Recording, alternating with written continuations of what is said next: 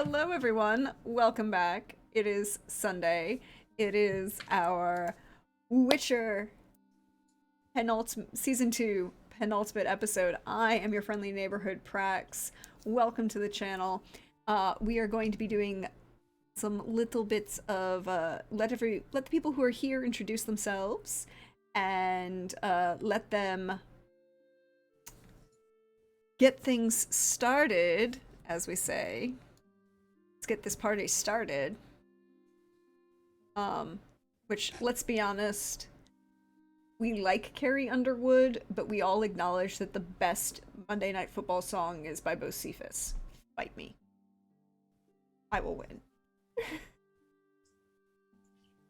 Because You're it's ready for Bocephus. some football. Is that the one? Yeah, let's get this party started.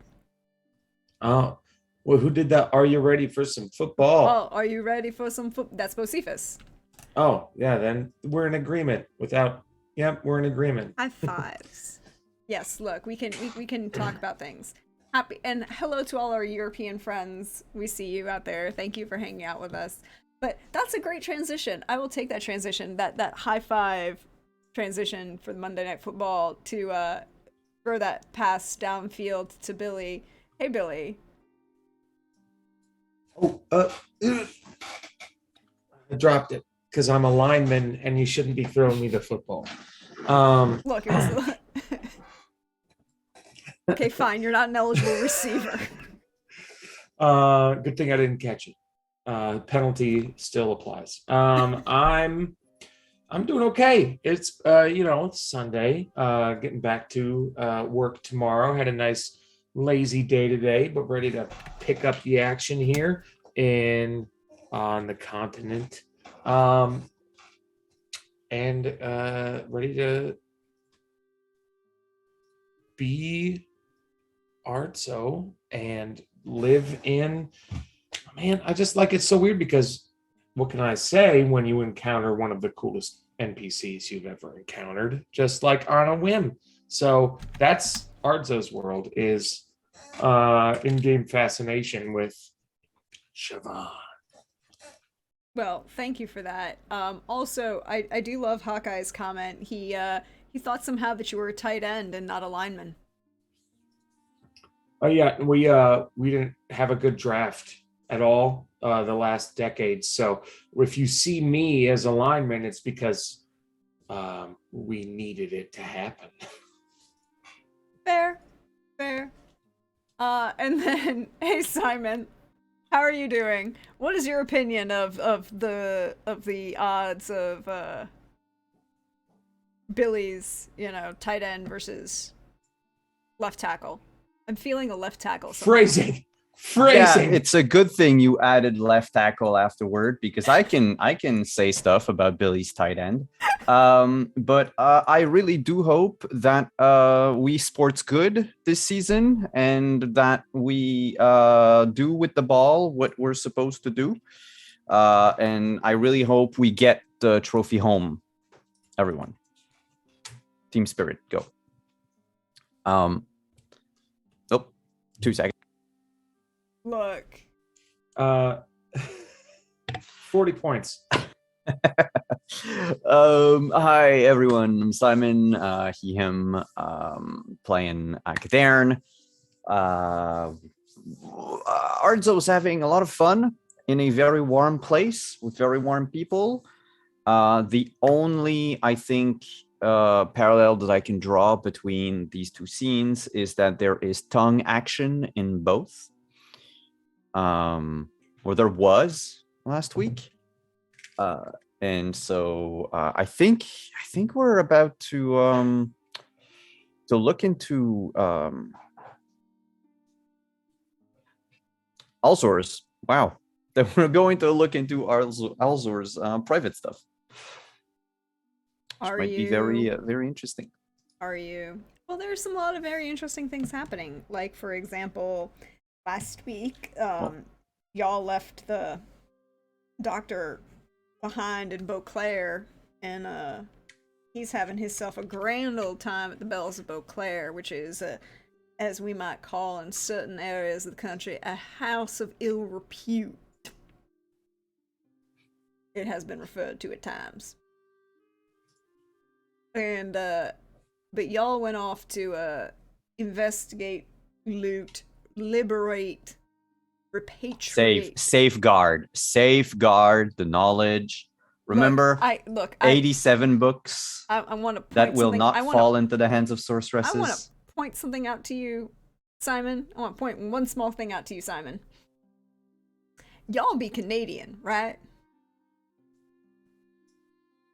Well, by y'all you mean just singular you. me? Yes. I didn't say all y'all. I said y'all. Yeah. Okay. Y'all sure. is also a singular. Yeah. Ohio's kind of close. No, I'm pointing something out. It's like this. I'm taking stuff to safeguard it is the same argument that certain individuals of the British Empire made about certain things that belong on a Parthenon in the Acropolis in Greece. Just saying. Oh, good thing I'm not British. No, but you're part of the British Empire. Not you. Oh no, we still are. Well, yeah. You're part That's of the a matter Commonwealth. for a lot of debate. It's okay. I never wanted to be part of it. It's okay, Simon. We understand. I don't know what's going on, but I'm ready to fuck up some boxes of tea. Let me throw them bitches in the harbor. I'm with you on that. I'm actually with you. Yes, on the that. French Canadians are fine. You all. I love time of gifts. You all, YOUGHAL, be Irish too. Just saying. This is true. But there was a removal of items, retrieval of items from Banard after the school was destroyed by the Wild Hunt. But we're going to start with Billy. Hey, Billy. How are you? Good, vibing, as the kids say. All right then. We start with Billy at the Bells of Beauclair. Well, perhaps leaving the Bells of Beauclair. You've had yourself a very fine evening in company of Siobhan, a woman of very renowned intellect, conversation, very skilled at massage and knowing what her clients need. Did she provide Ardso with what he needed?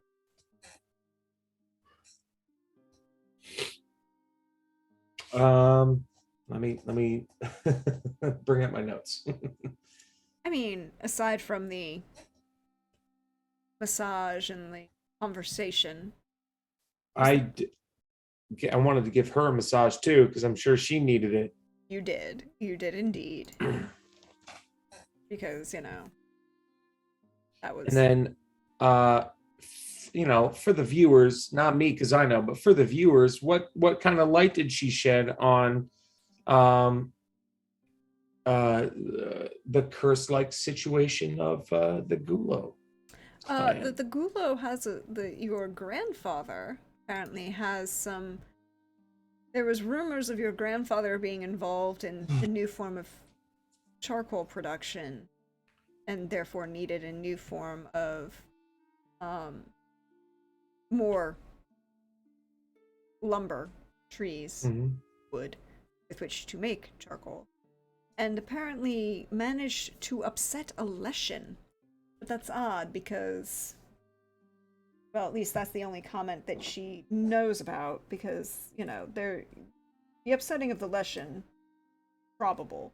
But the fact that it held off for the curse held off for 2 generations and only hit you when you have an older brother, an older sister, and 2 younger brothers with which this curse could have taken effect. So what did you do to piss off this Leshen? Yeah, Ardso was just born into the world. Sometimes that's enough to get a Leshen mad at you. Or maybe there was like a healing contest and the Leshen lost, and Arza wasn't paying attention and hurt his feelings. That could have been it. I mean, that's fair. You could have upset the Leshen with some sort, but definitely, at least Siobhan points you in that direction. That there is, or was, a Leshen whose forest your grandfather was beginning to appropriate for the purposes of production.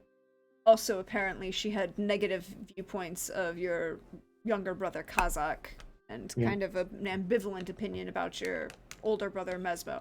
No comment about your sister, though. Yep.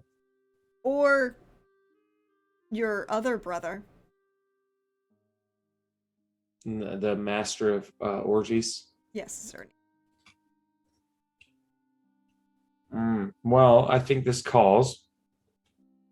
So I wake up. I'm still in the Bells of Beauclair, correct? Yes, this very fine upper room on the 3rd floor with this sunken tub, one of those low circular beds with an overabundance of pillows, and that kind of hanging canopy that kind of comes from the top and drapes around. All right, so then you will awaken by yourself, by the way. Just, Yep. Mm-hmm. Nothing personal, okay. It's just professional. Sure. Now I guess I have to get started trying to find potentially this try to trace where the coal was coming from, what trees were being used to get the coal, and find that forest, and put a pin in that location to come back at a later time. So I guess if there is a lumber mill in town nearby, or some place that processes or utilizes goods, where I could ask where they get their shipments, what areas are kind of off limits, anything like that. You can definitely do so.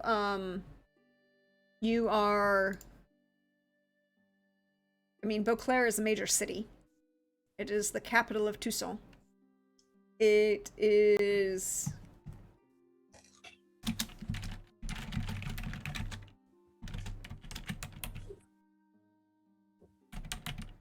So, there would be a lumber mill of some, and, all of the major manufacturing that you would find in a major town.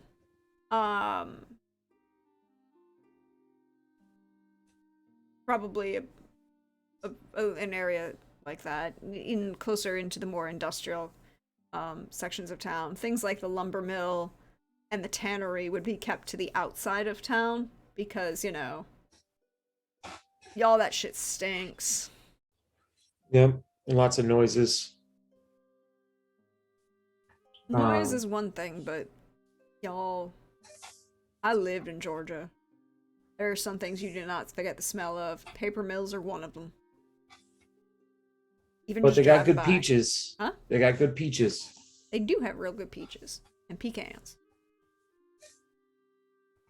And football teams. Yes, they do. Go Dogs. Sorry. I'm contractually obligated to say that at the moment. But it wouldn't take a lot to find of that. There is, of course, the staff, the general local neighborhood that you currently are in an upper middle, like an upper middle class kind of neighborhood, not the highest end noble areas of town, but kind of like the middle, the up and coming gentrified Yuppieville. Is where the safe house is kind of appropriated. Something with which Yanto could buy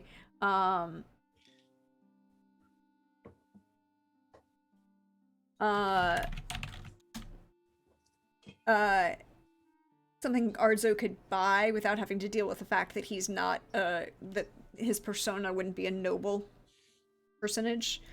Particularly because he's not human. Well, there are a number of things which currently during this period of time in the history of the continent, and the fact that the elven-human relations aren't quite as bad as they will be 100 years from now, when Geralt of Rivia will be known as the White Wolf. Things aren't still great, and no one's going to look at an elf as a nobleman of Song. That would perhaps raise too many questions. Him buying this kind of upper middle class, new money estate didn't turn any heads. But it's easy enough to kind of walk through the small square, find a couple locals who can direct you outside of town towards the lumber mill, if that is your choice.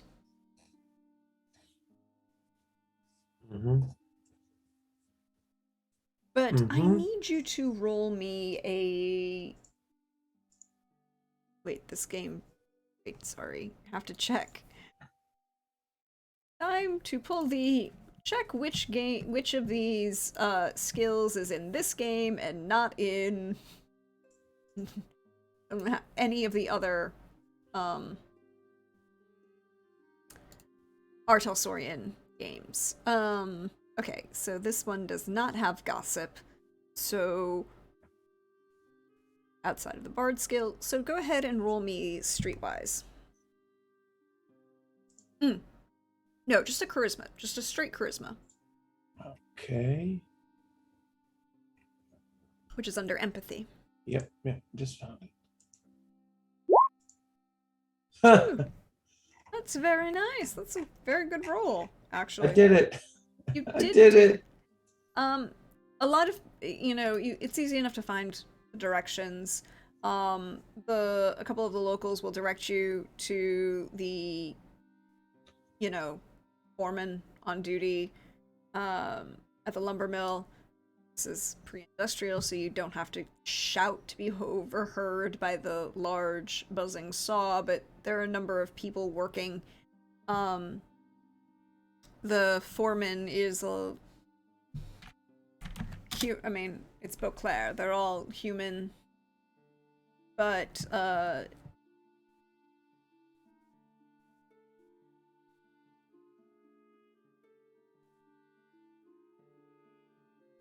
just a large, kind of burly-looking human, short, cropped beard, and fully balding.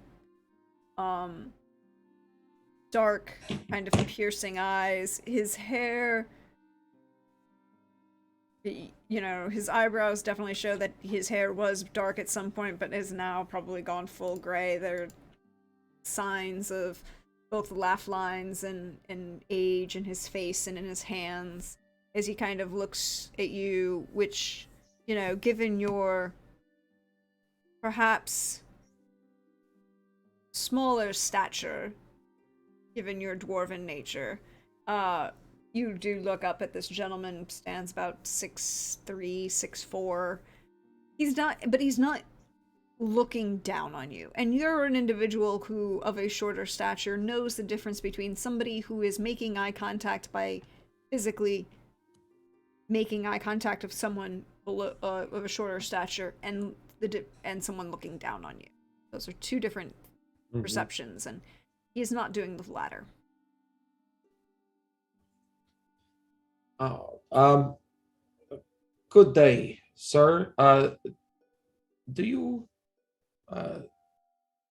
perchance work at the mill, the lumber mill? This is, yes, this is my mill. I am Emil. Pleasure.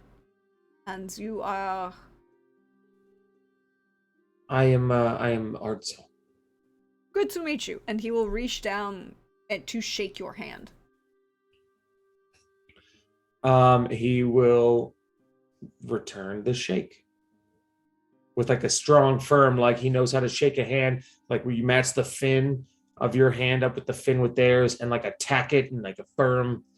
Yeah, it's a firm. He doesn't try and pull the "I'm going to try and overwhelm you with, you know, by squeezing your hand to kind of try and establish dominance." He doesn't feel he needs to, right? He's just one of those people secure in himself. He will give you a firm handshake because that's expected, but he's not trying to like squeeze your hand and like make Uh-huh. you flinch.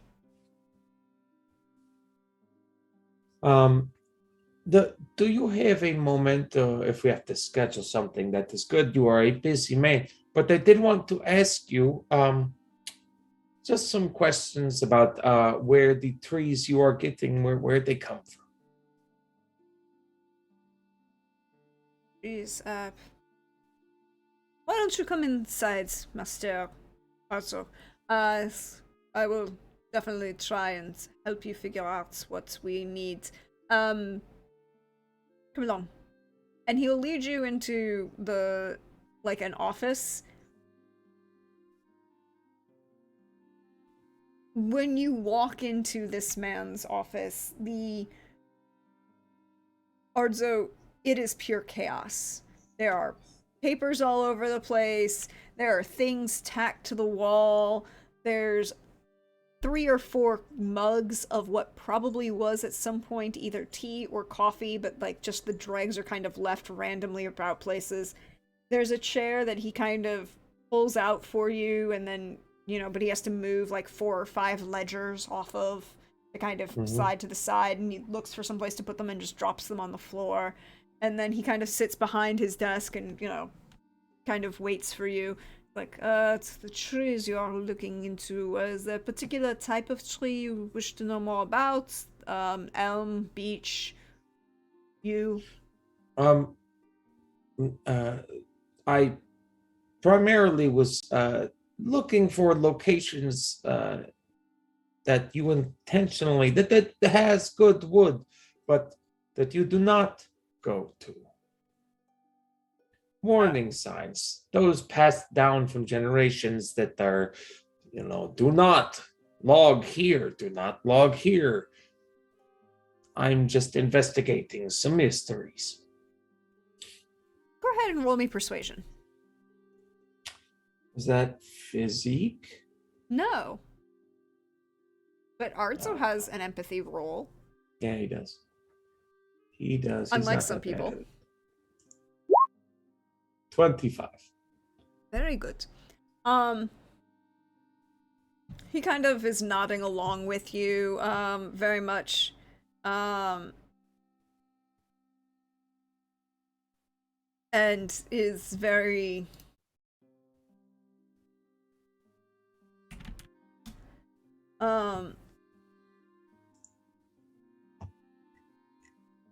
he's nodding along with you and kind of agreeing. He turns to he kind of holds a finger up and is like, one moment, and he kind of starts pulling things, like flipping through things, and he's look, it's a map. And he kind of pulls this map and it's old and rolled and slightly stained, and he kind of looks like he's trying to find someplace to spread it out, and then he just shrugs and kind of takes it and pins it to the wall to the left of his desk. He's like, and it's a map of the city of, it's a map of Toussaint, but it also goes a little bit further south, and a little further north. So if you were to consider, the map that we use on our,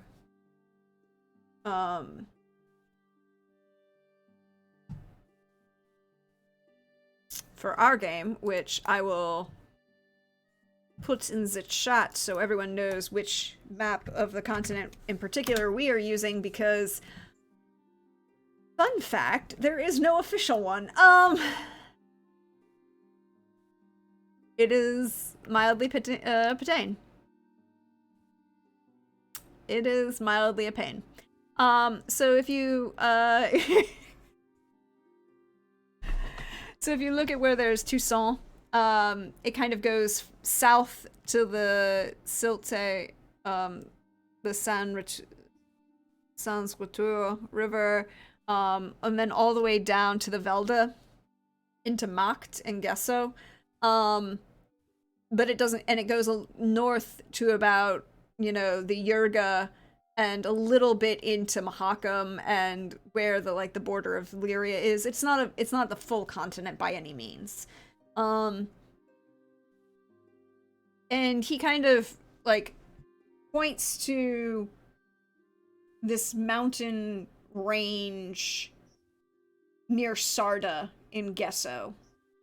It's like, you don't go to the mountain in Sarda. It's just do not do that. There are things in the dark that will come for you. Of course, and then he'll point to an area near Thurn in Macht. This is one of the forests that are dedicated to one of the gnomes. The gods of the gnomes take care of that. I do not know. We do not mess with them. We do not want to anger them.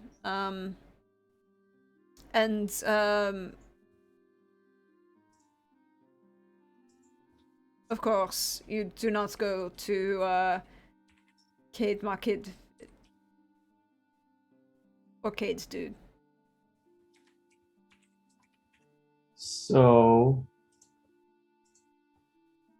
So he would, if you look at our map, Sarda and Thurn.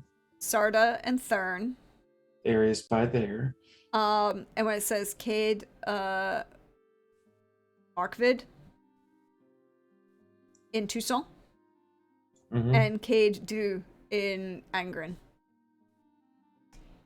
Near the Yurga. Gotcha. And of course, nobody touches Broccolon. No one goes near Broccolon. Right. I have heard such things. He's not even he's assuming you already know not to fuck with Broccolon. Yeah. Trying to find the second Cade.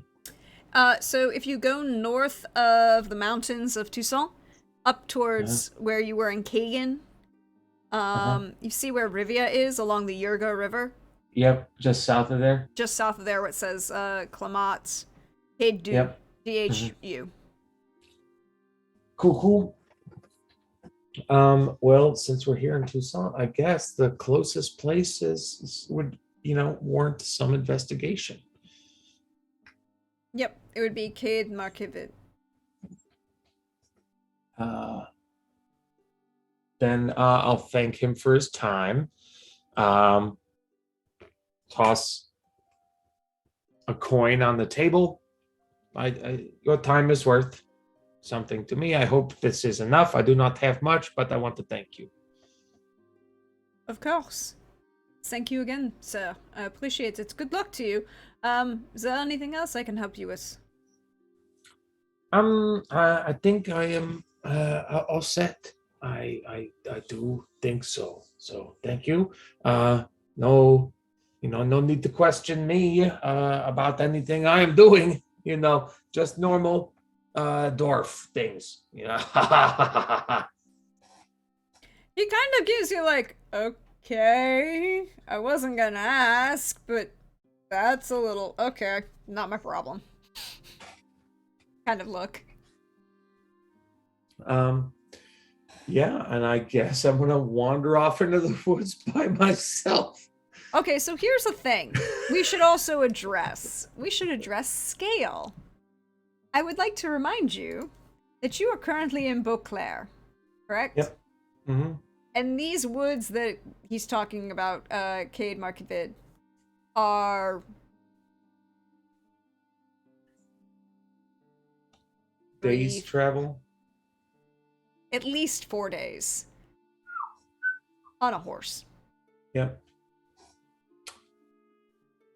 Are you going to go by yourself? I mean, I don't know when the rest of the crew's coming back. I have limited information in that regard. This so is true. I think it's just left me here. I suppose like I have to look after stuff, but now I've been gifted this opportunity. Will I be able to go back and do this later? Like he genuinely doesn't know. Mhm. Especially like if he gets back with the crew, he doesn't really want to fill them in on this like deeply private family stuff quite yet. So this seems like now is the time.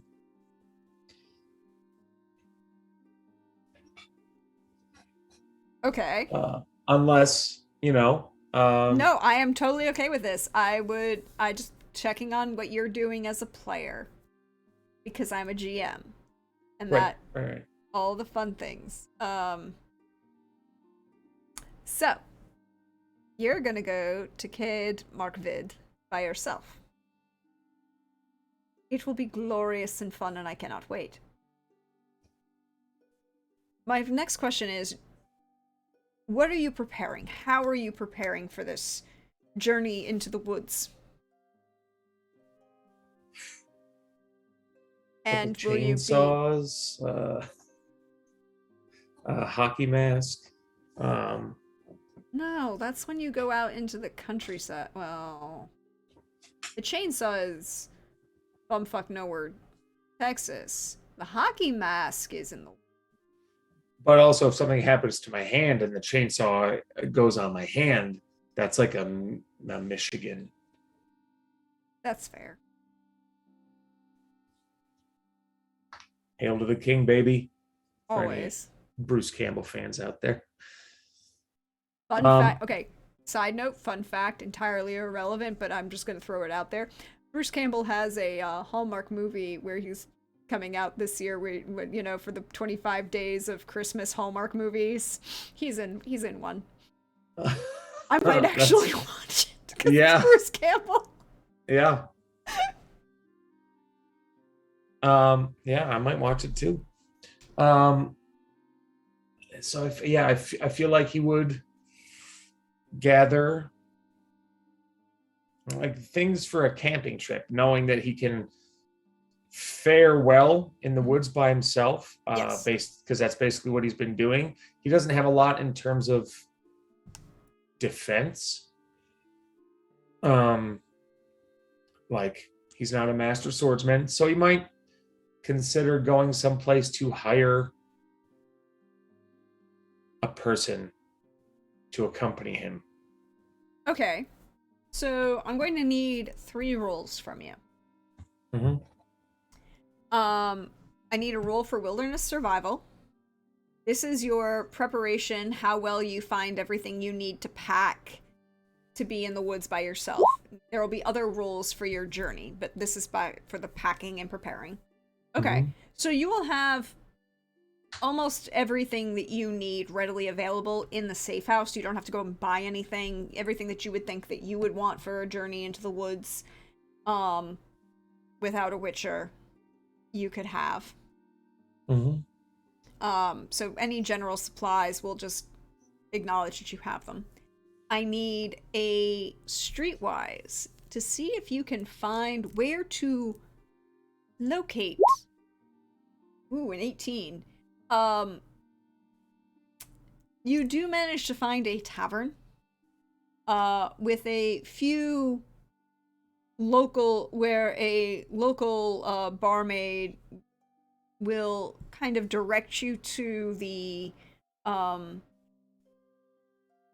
various mercenaries who are willing to hire out. My next question is, how long are you taking to prepare for this trip? Is this like you want to get it done all that day and then leave the next? Or do you want to take a couple days? I'll probably take a couple of days if it's 4 days out there, not knowing what I'm going to find. It's like an archaeological expedition, zero sugar. Mm-hmm. But instead of he's trying to find clues and the telltale signs of a lesson. I feel like at this point in time, if I knew a witcher, a witcher would come in handy if there was a witcher around. If you knew a witcher, other than the one you do know who isn't there, That could come in handy. Do you know any other witchers? Well, that's not true. You do know another witcher. Yeah, well, yeah, but back in Kagan. Yeah, that's in Kagan. And this other, and Brenna, you know, so Alvar. And Unless Brenna. there's in the tavern, there's just happens to be one hanging around. No, there doesn't happen to be one hanging around. There are a couple Damn of it. men of arms that are hanging around. One that you do recognize, that you met briefly in Belhaven at the bar, who was acting as the bouncer for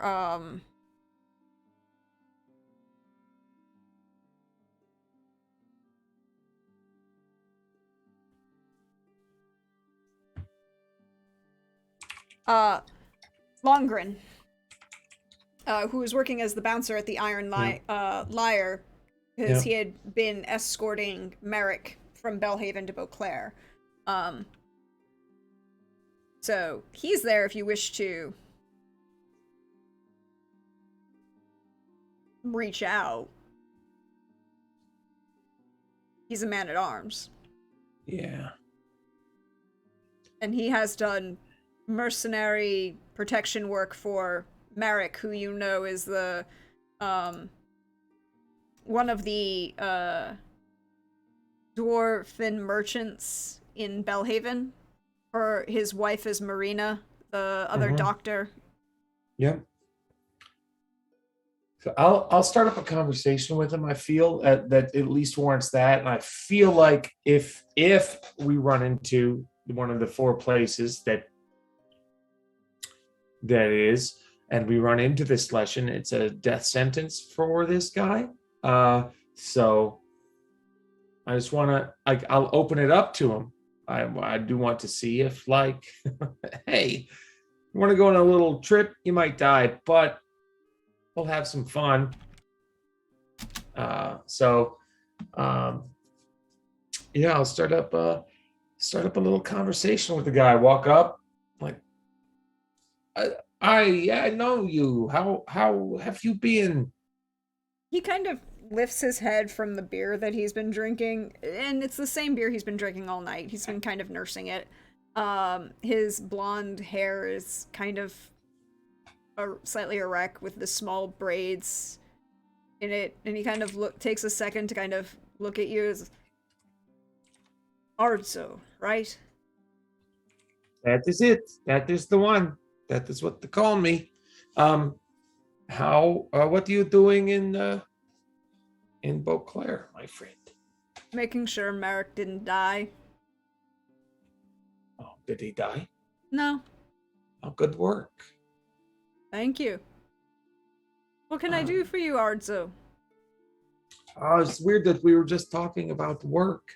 I was aiming to go into, you may have heard of it, Cade Mirkvid. I have heard of it.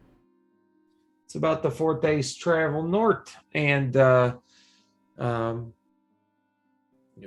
was doing some investigating and was looking to make a trip out there, and did not think that going by myself would be the wisest. It's something I can do, but I don't have. There are things I do not possess, and that is, he'll reference his body.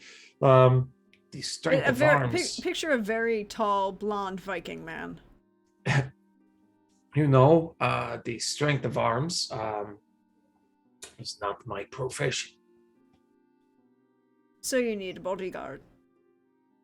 Right. I don't know if it is not too much. It is, 4 days ride, 4 days back. I would be remiss if I did not tell you that there may or may not be some danger. Are there werewolves? They don't do werewolves anymore. Well, that's not true. I do a lot of werewolves. But I honestly contemplate werewolves now.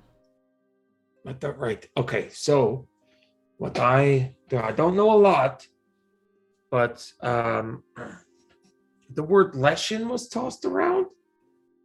We're not fighting a lesson, right? I'm not going there to fight the lesson. No.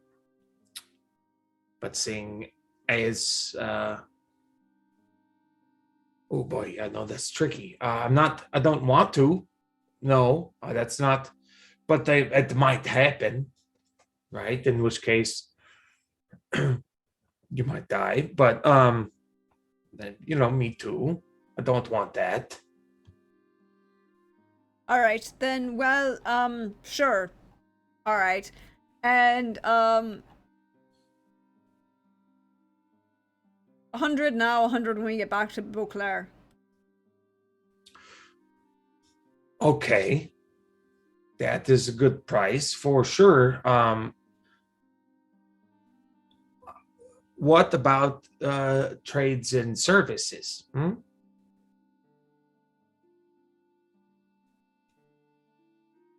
You're not my type. Oh no, yes, I see now that could have been taken. I am a healer, sir, and wounds, IOUs. I am very good at my craft. I can reattach limbs sometimes. I'm not. This is no pressure. You could say no. I'll just, in that case, be going out there by myself. You don't have any money. I don't. I have skills. You're hanging out at that big old house and you don't have any money. I do not. No. People like me, though. We can negotiate the price down, I guess. Roll me Roll me persuasion. You need to roll persuasion. You are talking to a guy whose profession is bodyguarding. 18. He could say like he's not obligated to do shit. This is true. 75 now, 75 later. That is a great price, but I've been traveling with really rich friends and they are gone now. So I don't have anything.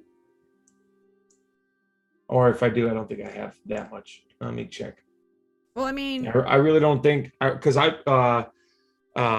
everything has been taken care of by Yanto and Brenna. Like every estate that we went in, they had servants like bring us food. I've never had to honestly pay for anything this whole campaign. So this is how he did stuff in the woods, and it's how he's trying to do stuff in the city. Okay. So I mean, you had money. I don't think it was a lot. If I did have it, your inventory. No, you did, because you rolled well. Well, I'm still doubling down on this cheap guy path. So if I do have money, it's not going to be on me. And hold on, get ready.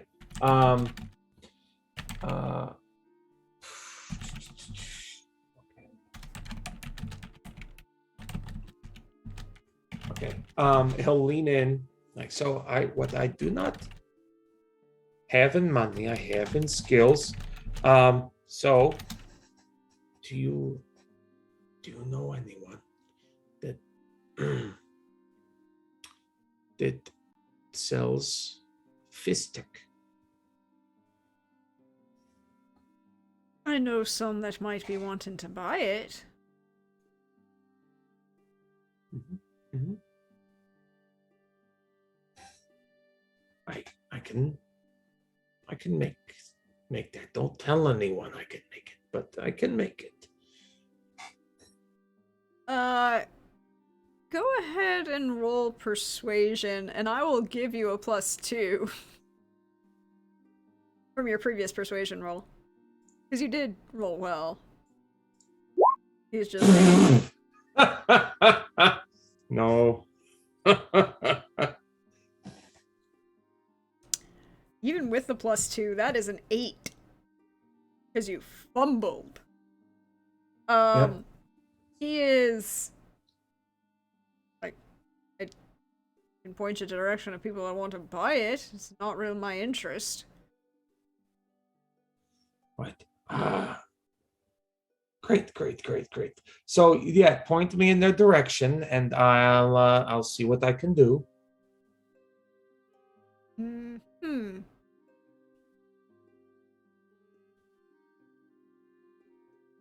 Um,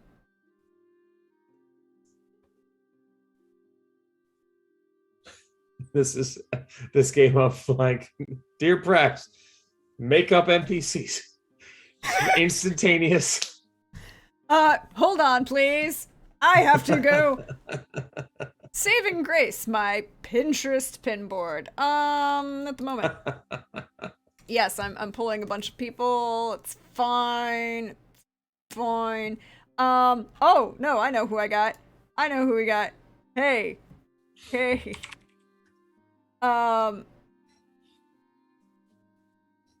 Yeah, okay. He will give you 2 names. Etienne and Maurice. Etienne and Maurice. They are both humans, and they can usually be found, in the lower side of town. And they are brothers. They're both redheads. But they are in charge of the local trade in such things. At least in the procurement thereof in Beauclair. Okay. Well, off to twin gingers. Mm-hmm. Or they twins, or they just siblings? Longren doesn't know. He's like, well, they're siblings. They're not identical twins. I don't know anything further. Twingers. Exactly. Um, But this does lead to a very particularly interesting question. You're off to the ginger to find Maurice and Etienne. Maurice and Etienne.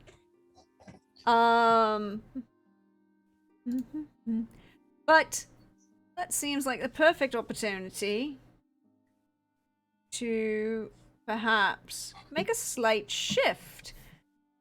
Because you're spending the day getting your shit ready, and I need to check in on, somebody who's busy looting a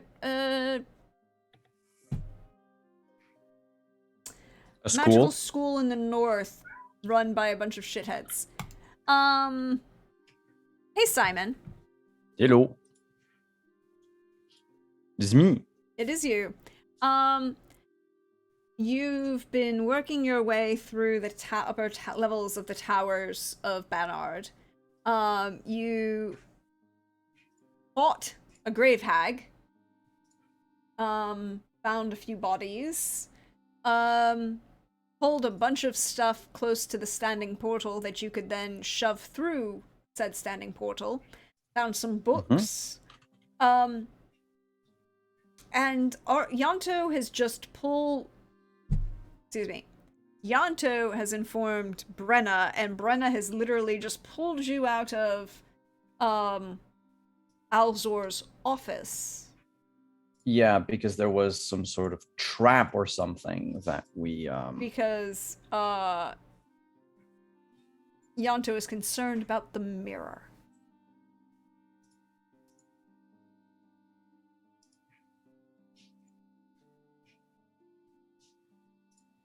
So Brenna's will make a suggestion that you leave and come back.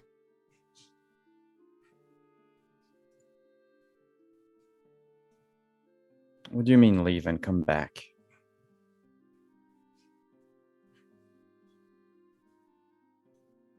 Perhaps. You mean not? This is just load 1. We can't take all of it in one load. Also, I'm fucking up her German accent. No, that's okay. Still, I'd rather we. Alzor might know that we've been here. And I would rather not give him the chance to come here and take everything.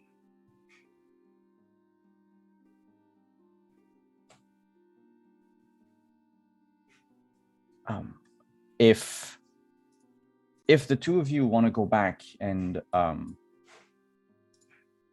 bring everything with you, I mean, I'll stay here and I'll do the last couple of rooms. It shouldn't take me very long, and I mean, it's not a hag that's going to cause any problem, not for me. But I mean, granted, I didn't have time to do much, but if I had been by myself, Brenna, I would have handled it.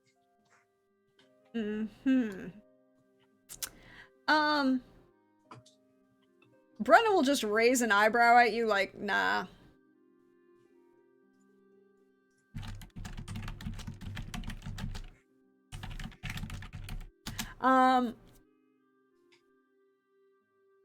Like, no, I'm not leaving you alone.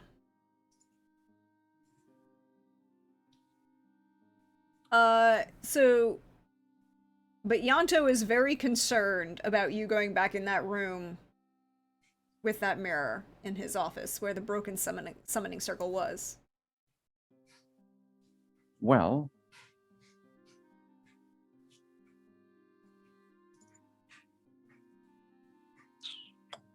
from the door, is there a way, do I have a way to see that mirror? Mm-hmm.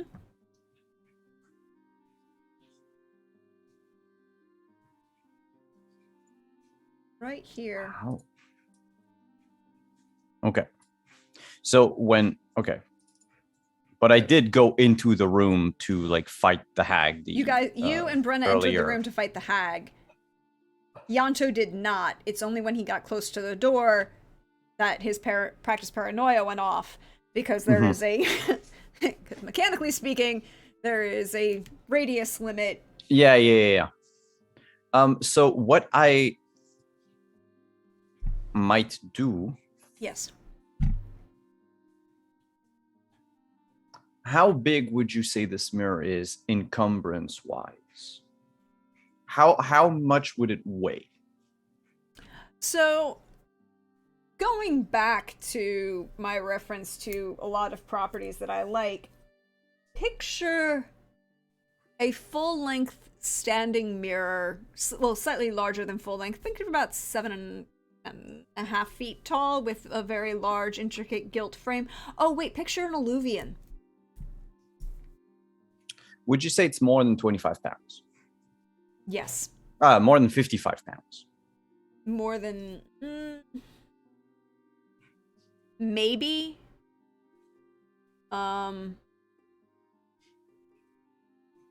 Because remember, the mirrors in this point are...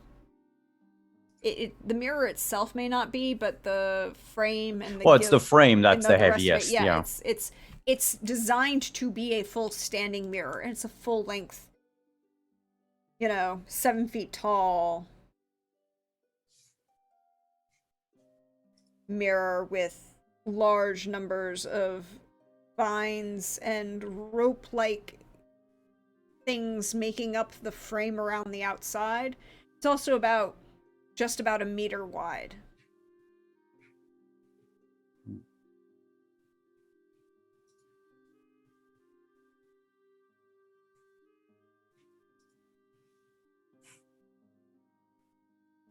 Then I believe I believe I have an idea. Go right ahead. I'm going to lightning bolt the mirror. Like to shatter it to pieces. From inside the room? Or outside the room? I mean, I would stand outside like here. Okay. So I have like or even better actually, probably where Yanto is. So I'm at an angle in case it, I don't think it's gonna bounce, but I want to be able to turn around, around the corner, so that I'm, protected from like showers of Glass. debris and glass and stuff like that. Yeah. Cool. Cool.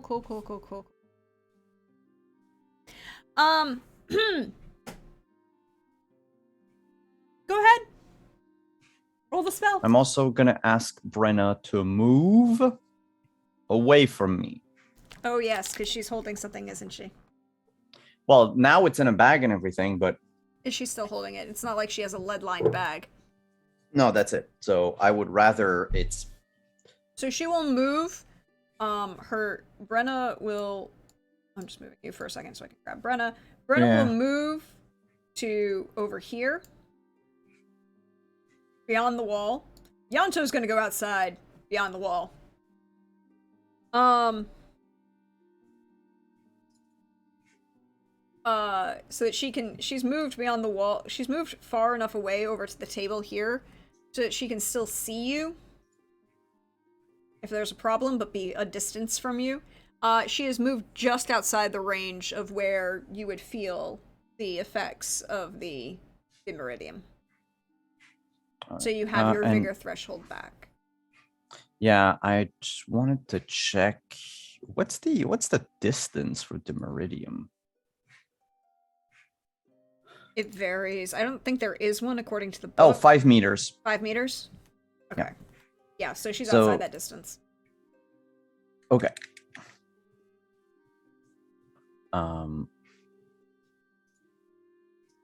So that's like 15 feet. Yeah. Good. So yeah, I will just like press myself against the wall. Already the staff in hand. Mm-hmm. Because it's a focus. Mm-hmm. Not that it matters much in this case. Oh yeah, because it lowers the stamina cost, right? It lowers the stamina cost. Plus, it gives you a +2 to the roll. No, it's not a greater focus. Oh, then yes, it lowers the stamina cost. All right, so okay, and here is spell casting. Bruh. 20. Very nice. Describe what your lightning looks like as it cackles through the cold, silent air of Banard. I mean, New it's tune. just a bluish white lightning bolt. That I'm aiming it at sort of not the dead center of the mirror. Mm-hmm. Just a little off center to the side where it's like hooked into the frame, to shatter it, and also to shatter it at an angle so that the shrapnel goes, one more reason for everything to go away from me, right? Yep. Roll the damage you would do with that lightning bolt. That would be 29. And I don't think mirrors catch on fire. No, they don't.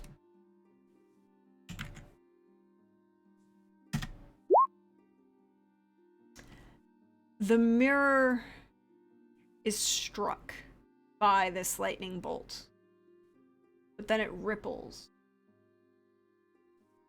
like water and absorbs the electricity, feel the air.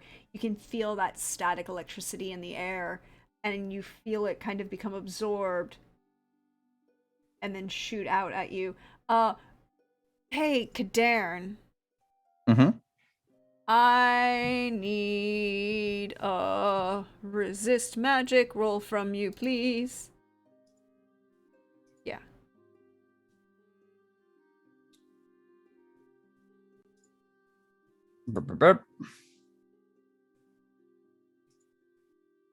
I'm gonna pump 3 points of luck into that for a 22. That does not beat a 32. It crit. I know. I can't control the crits. It just happens. So, Cadarn, you see this ripple as the lightning bolt strikes, and you just kind of see it ripple out, and then the ripple comes back in, and this tendril of almost like water shoots out and will grab you and start pulling you towards the mirror. Wait, couldn't I dodge it instead?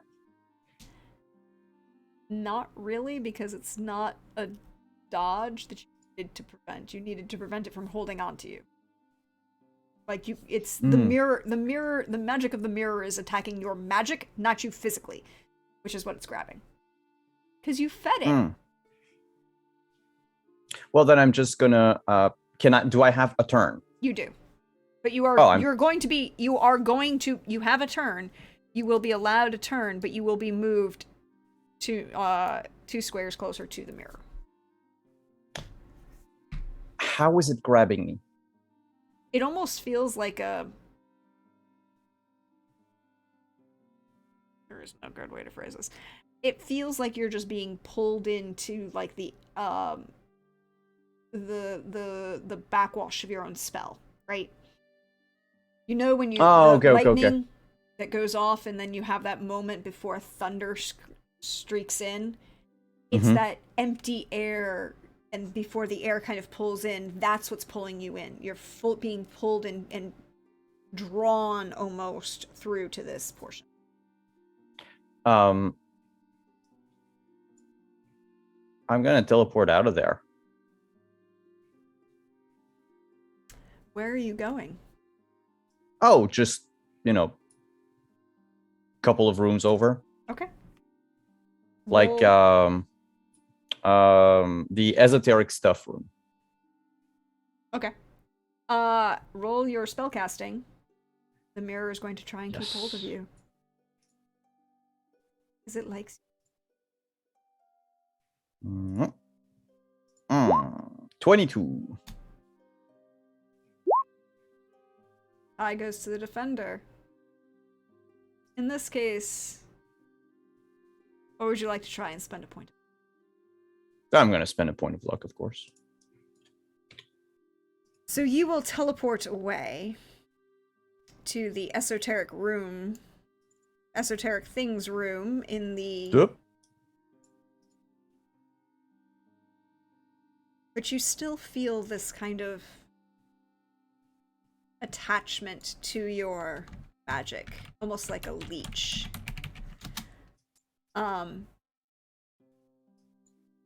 You feel it draining you. You'll lose 1 point of stamina.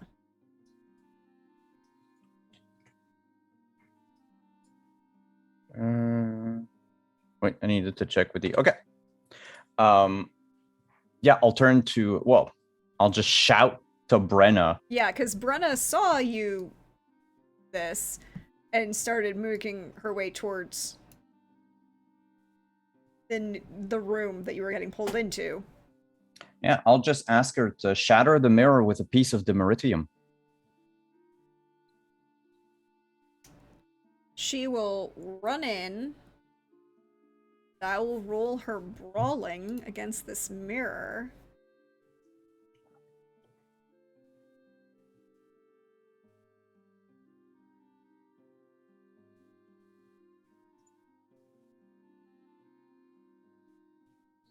Do you want her to use any luck? You have 2 from the kindness of chat. We'll go with 1 from chat if it's okay with Billy. What's up? If we spend 1 from 1 blessing from chat. Oh yeah, for sure.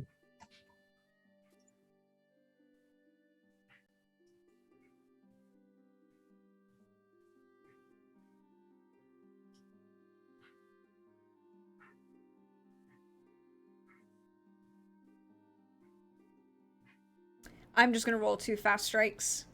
So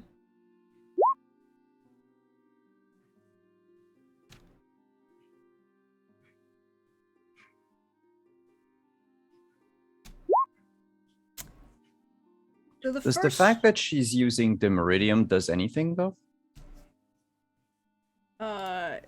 Yes, but I have to roll a different thing for that, so give me a second.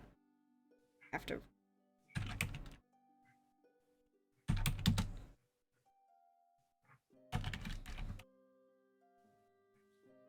Because it's in... Yeah, check the ruling about Demeridium. What page is it on? 167.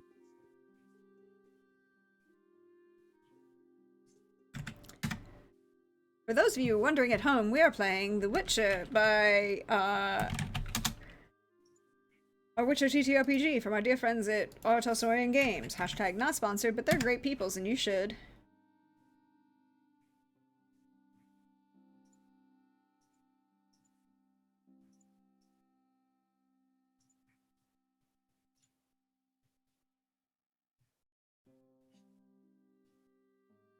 No. It won't have an effect. Okay. Because it's not... Roll magical training.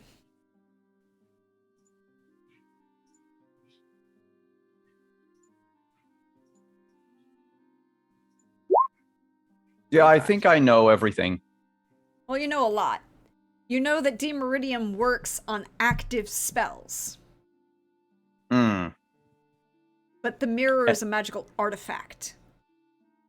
But what's dragging me in? Is it an active effect? Yeah, but but it has to be the caster. The Demeridium works on the caster, not on the artifact, and that's what I was checking. So like the artifact has a job, it does its job. You just activated the artifact from this side.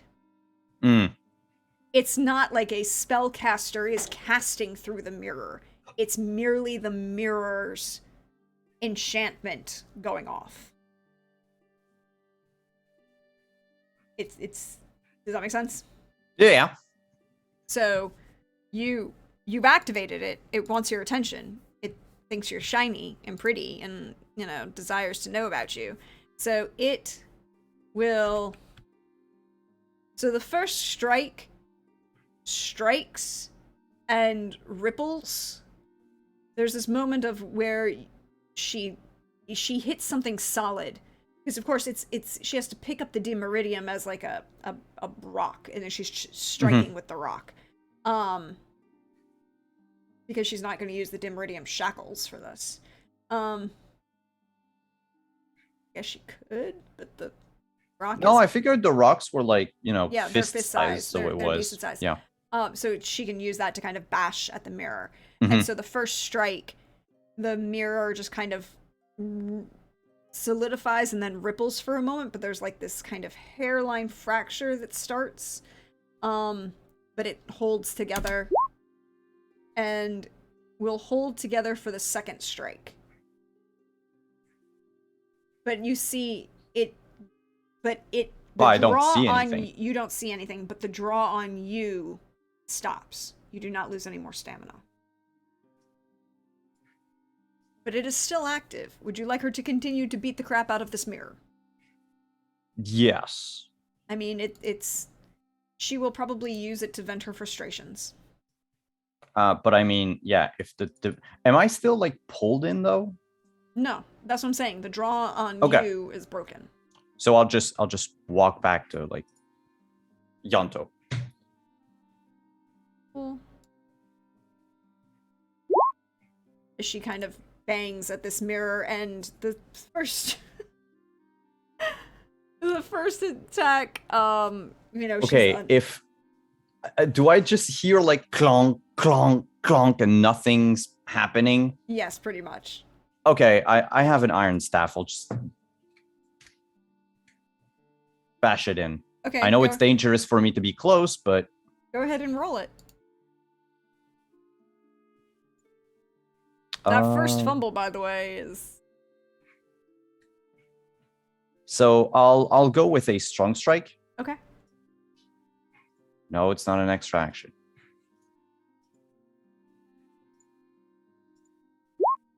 $14.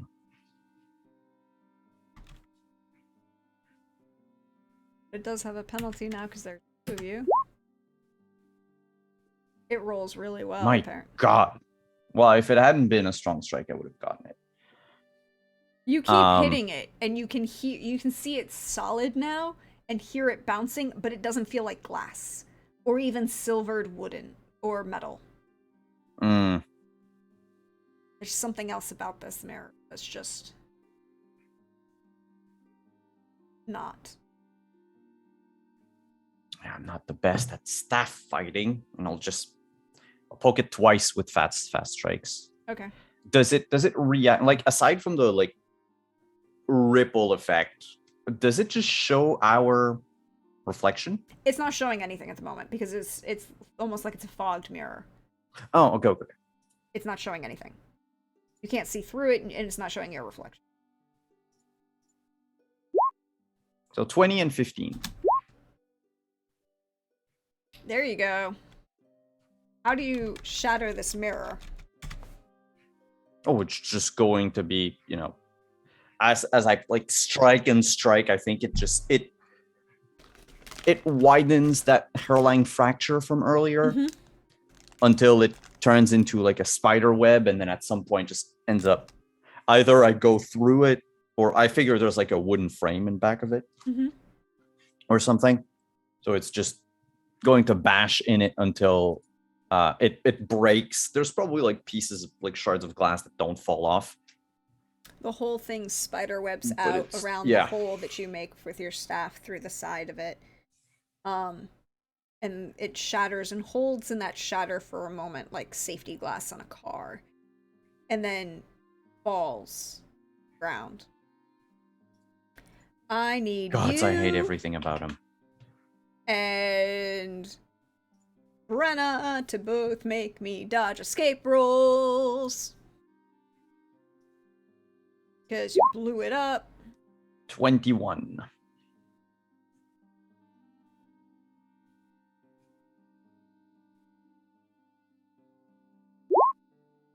She rolls a 30.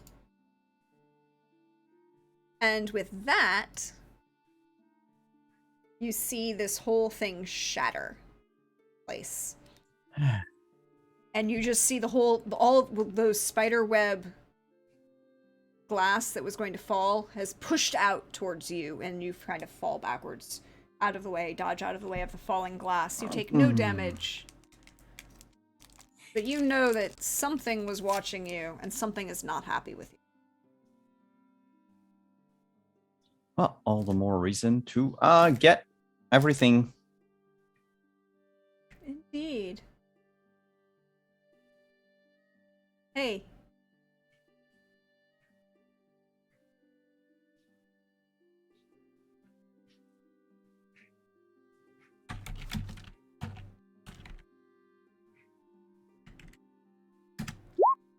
Cool.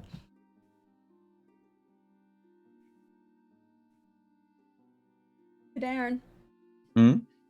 Roll magical training.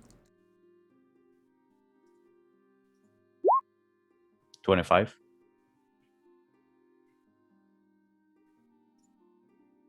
There's something wrong with this room. Brenna, you. Yanto isn't here, he's outside this room. There's a disconnect. You know that motion of when you... that feeling of like deja vu, or that disconnect you feel sometimes when you're like walking down the set of stairs and you're almost like you're watching yourself walk down the set of stairs. This disconnect between your physical reality and your psychological mental reality. Yeah, like we've been either teleported somewhere or something happened. Yep.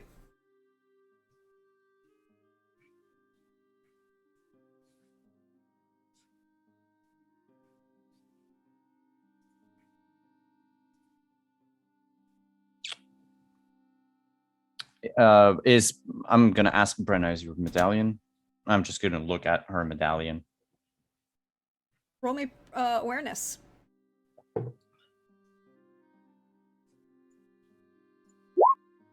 21.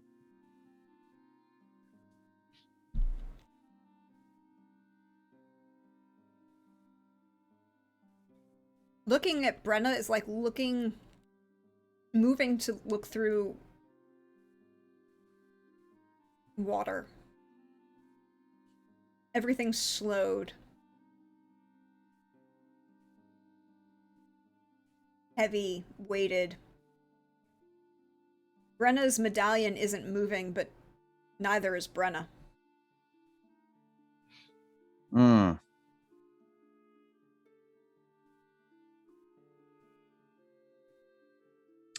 Can I move out of the room? Roll me a resist magic.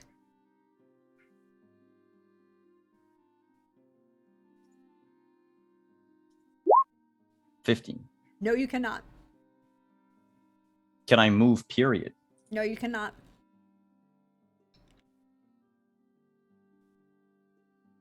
Well, then I'm just gonna wait there. Like, I mean, can I move as in, like, my head, my hands? Oh, yes. Okay. Then I'm going to attempt to dispel what's happening. Okay.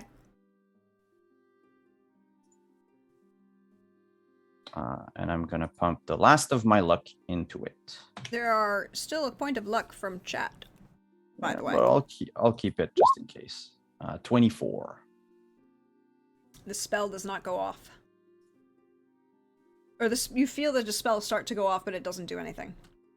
So, following our house rules, you do not lose any stamina, because you do not manage to conquer whatever spell is in effect. What is going on? That is a very good question. What are you doing, little mageling?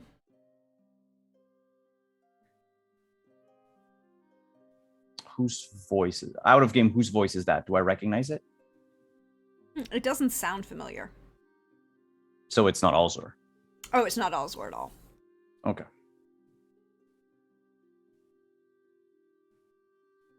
I'm making sure that anything of worth is saved from here. And so you broke a mirror to save things. I broke a mirror because the mirror is in the office of someone who is known for his devious traps. And I've had previous experience with mirrors tied to this particular individual. So one can be too careful.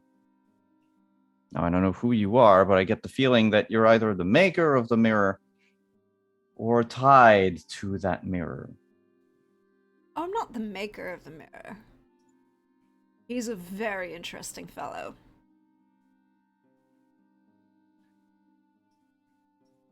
But I don't think you'd have fun. So, it'd be entertaining. No, I'm neither tied to the mirror nor the maker of it. Just intrigued at the moment. You are a tasty little fledgling. But you're different, aren't you? Something about you. You don't taste the same as the other little fledglings that run around. Vacation. I'm fairly certain you've never tasted me before. magic changeling.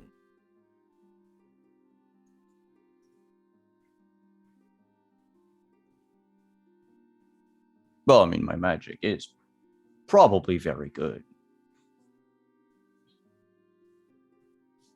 Soured somehow. Not using all of it.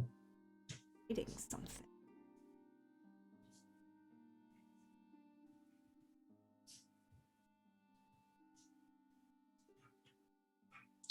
So, what's it gonna take for you to let me go and let me finish my stuff? That is the question. What do you have to offer? Not a whole lot.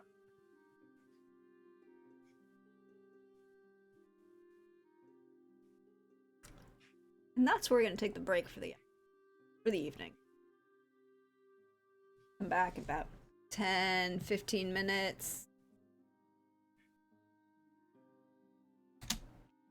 And we're going to let everything go. When we come back, things might be very interesting. At least a little bit. Stretch, recover, find out all those good things. And we'll see you in about 5 minutes, everybody. Bye-bye.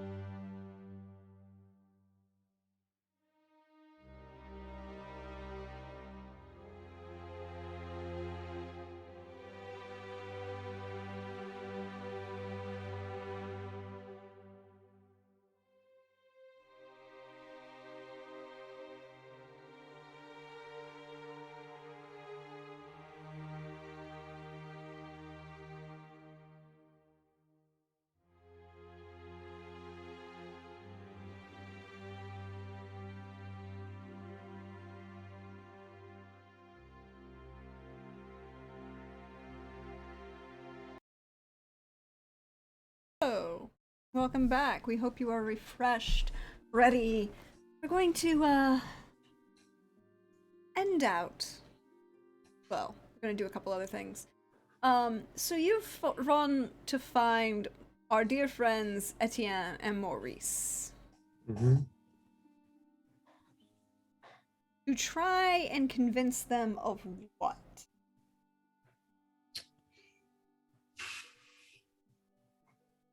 He, in order to procure more funds, wants to, in conversation, see if they're the kind of people that would be worth risking his neck to make some fist tech for. Roll me streetwise. Okay. Where's it? Here we go.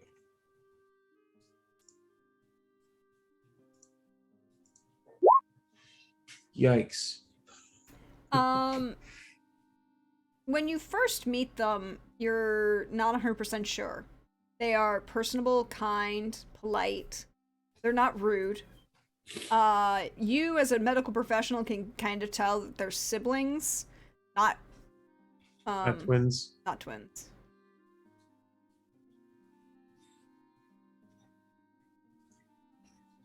And that they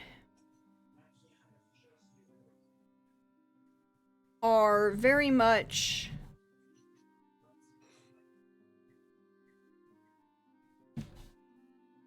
procurers and buyers.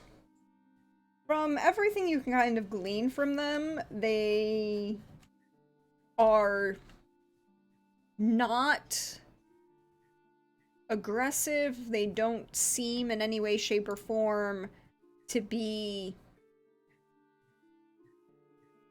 you know, looking to get back at. They're the kind of. They seem stable.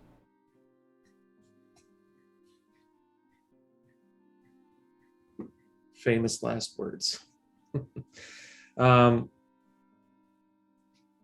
So yeah, let's start up some dialogue and see what they deal in and see what they need. Gentlemen, hello. I am someone that may be very beneficial to know.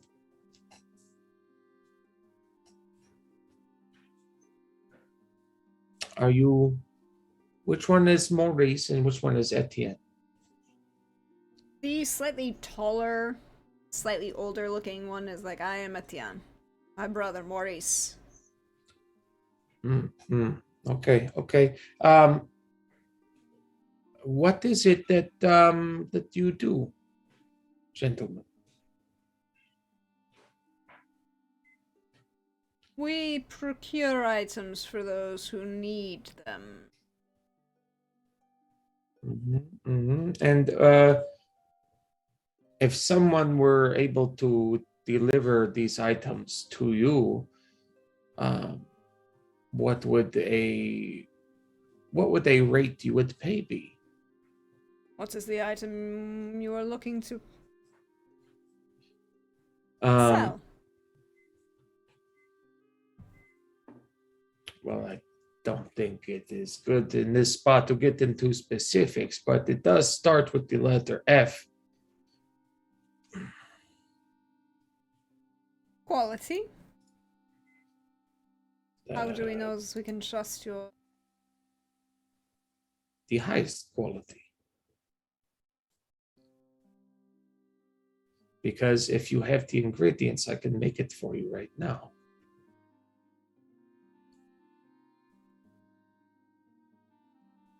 Really?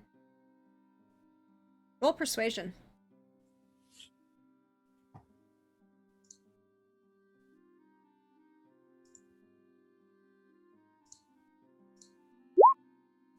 Not bad.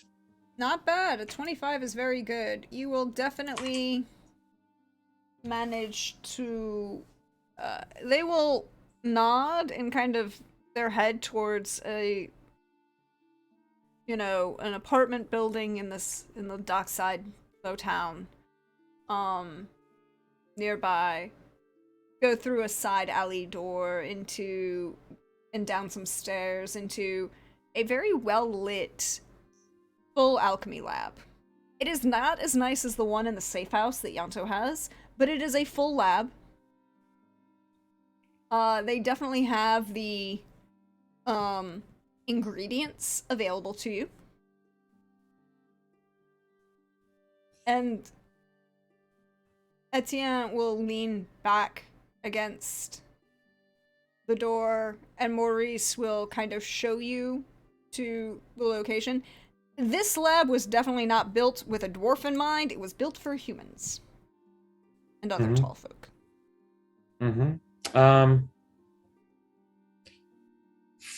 I guess there's still that element of pride, and he'll just make it work with difficulty. Jump up and grab a thing here, like strain to look up at something else there, because this is not a place where he wants to spend a lot of time. Okay. Go ahead and roll me alchemy.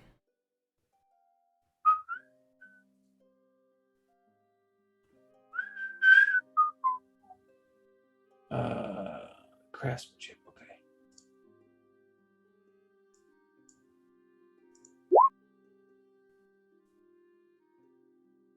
Man, that's That's a 23. You're fine. You make some damn fine fist tech for those who eat it.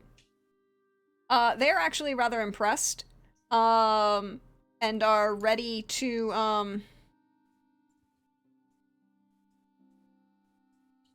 what is your availability, monsieur?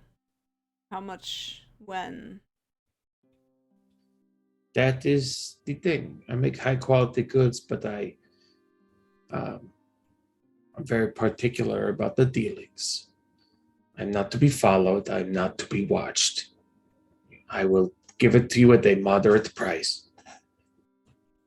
A businessman, we can respect that. And production will be chaotic.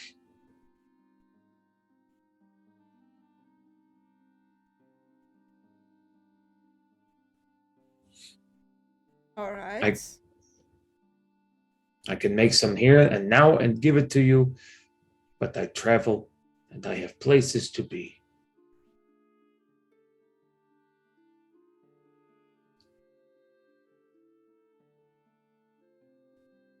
$25 for every unit.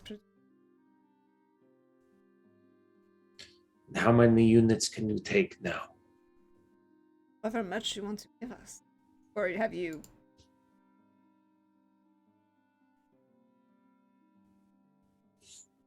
How many was I able to make just then? Roll a d6. 23, roll a d6. 2. Mm-hmm. So 50. All right, and I'll will I have access to this laboratory? Of course. I may stop back in later. I just want to know that if I can make it, I can make it. We can even moderate the fit for you. We understand it is not designed for one of your quality. Well, that is not necessary. I appreciate the action to do so, but I do not intend on staying in Beauclair very long. All right. So I will do what I can for you for the rest of the day. Pop in from time to time, check in, and if you need it, happy to make some for you. But I would, as a businessman to a businessman, I would not depend on my production. I never depend on a single line of production. That's business. Wise man. So if you give me a couple of hours and the materials to do so, I will be busy making things for you. I will collect when I'm done. All right. Very well then. And he will leave. He will turn around, nod at you, like offer his hand to shake.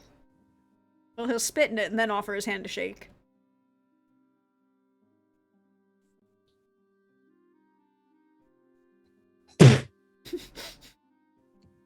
And shake hands.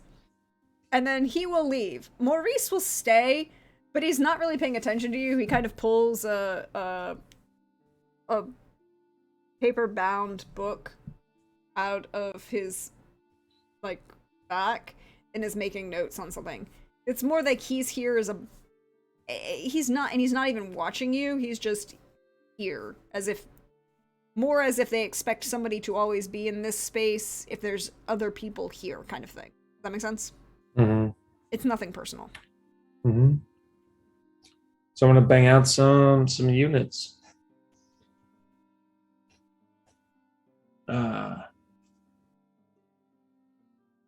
Okay, roll me 2 more alchemy.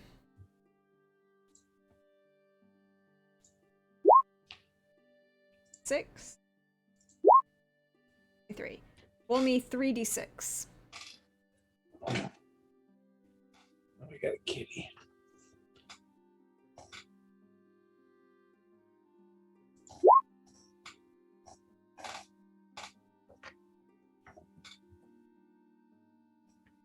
So a total of 9 units you'll finish by the end of the day. Well, excuse me, a total of 11 units you'll finish by the end of the day. Okay. At 25 crowns apiece. I can't math right now. 11. How much? 300. 8, 9, 10. 300. Oh, it's 275. 275, right? sorry, 275. Yeah. 20. Can't do addition today.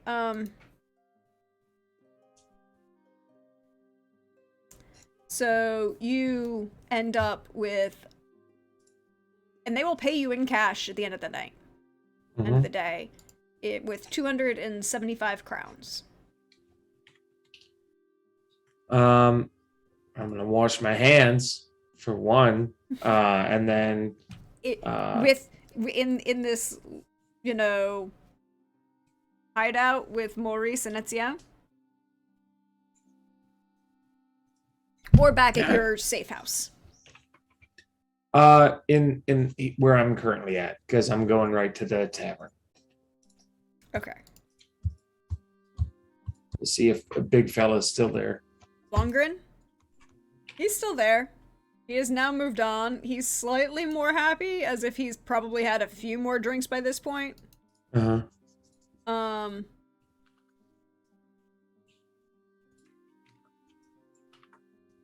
And he kind of, will clock you as you come in. And wave at the barmaid to bring you an ale as you sit down. I have the crowns. Can you leave tomorrow at dawn? Which gate are we leaving out of? Which gate are we leaving out of? The north gate. Is there a north gate? Yes, there would be a north gate out of Beauclair. Out of the north gate, we will have to. Don't have a lot of gold left, but we will have to procure passage across the river.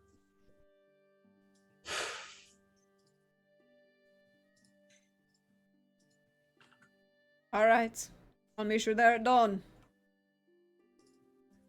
And he will clink his mug to yours, down it, flip it over, and drop, a couple coins on the table and stand and, kind of, clap you on the shoulder as he walks out. Then I will go back to the safe house, gather some things that would be useful, and spend the night in the safe house. Which is where we're going to leave Ardzo. for now. I have a very, and so we will see Billy again. Not next week. We will not have our finale next week, but 2 weeks. We'll have our finale. 8 p.m. Sunday here. So that's when we'll see Billy then. But now, say goodbye to our dear friend Ardso. Bye, friends. Bye.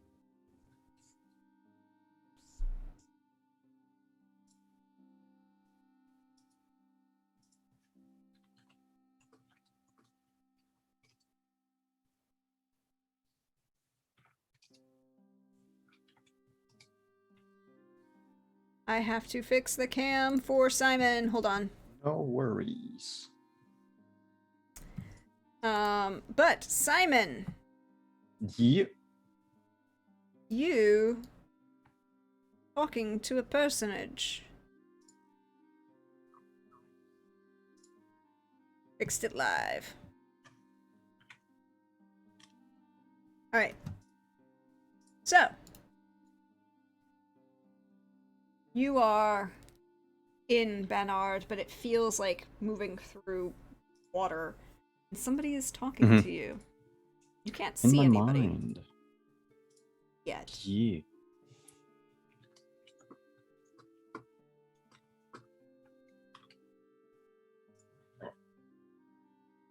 But to reiterate what I said before break, I don't have much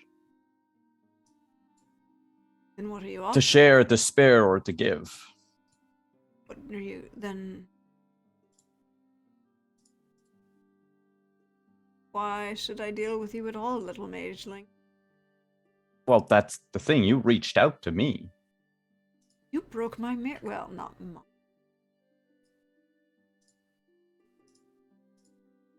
Very good friends, Mirror.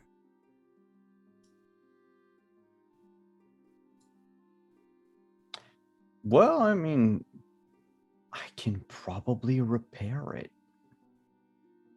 Can you?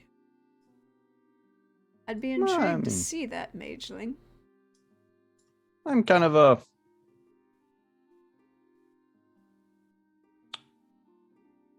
crafter in my craftsman in my off hours. Really?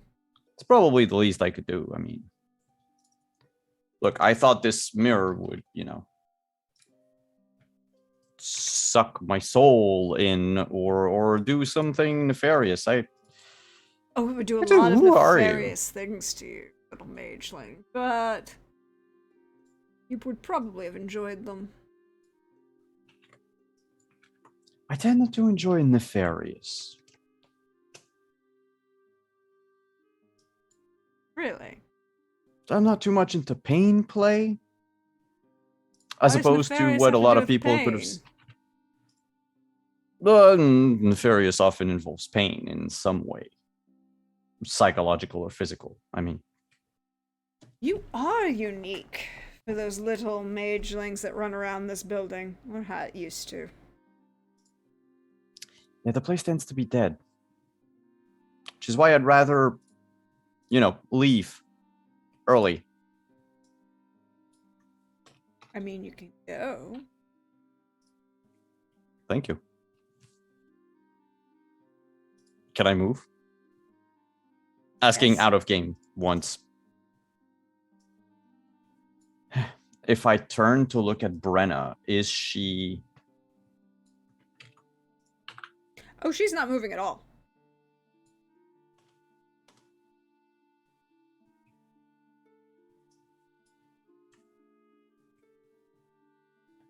No blink, no reaction.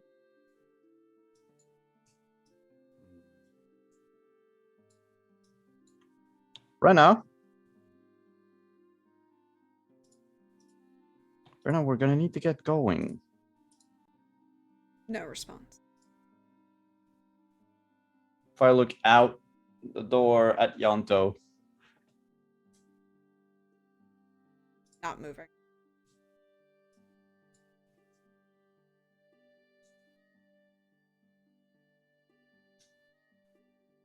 Oh, look at the mirror. You really are a pain, you know that.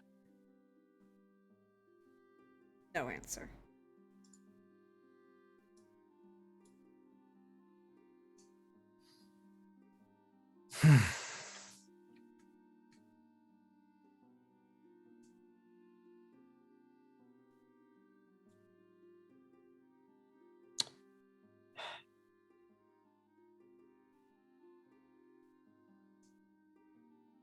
Then I guess I'll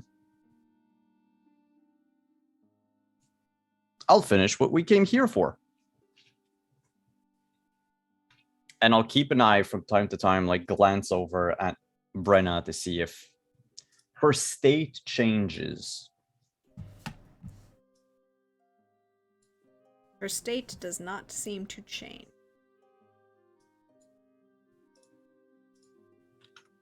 So, roll me an awareness as you begin working your way. Where are you going next, I should ask?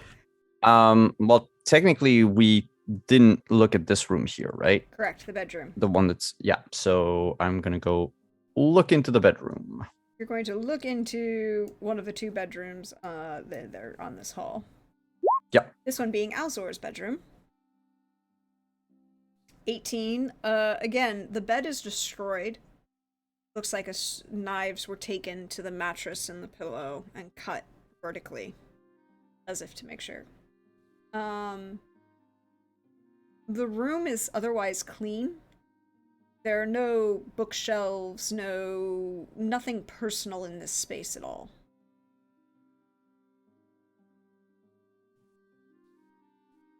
Well, now would be time for me to look for a secret compartment. Yeah, it would.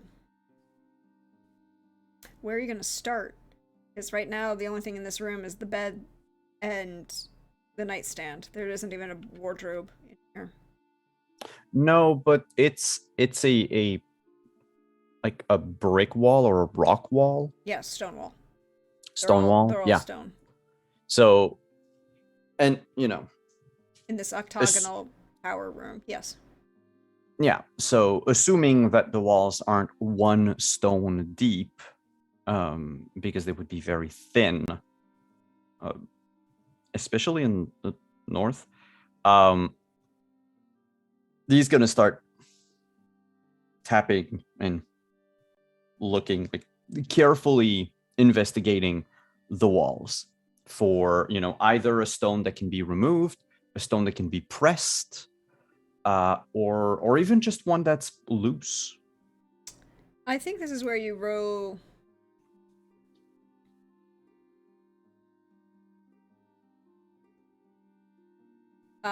Me some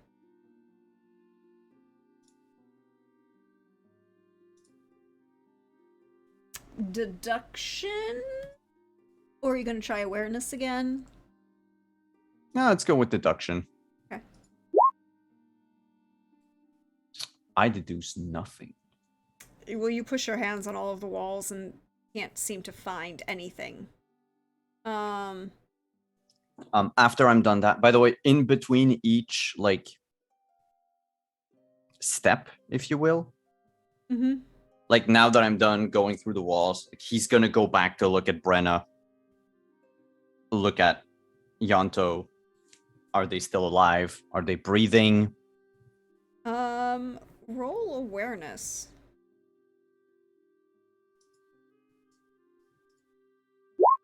23. They do not seem to be breathing.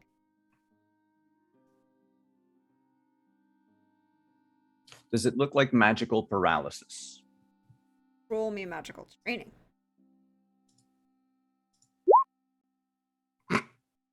Wow. It definitely It's seems still a magical of 15. some sort, but it's still a 15. You fumbled and it's still a 15. It definitely seems like some sort of magic. Of something. You're not sure what kind. They don't seem dead.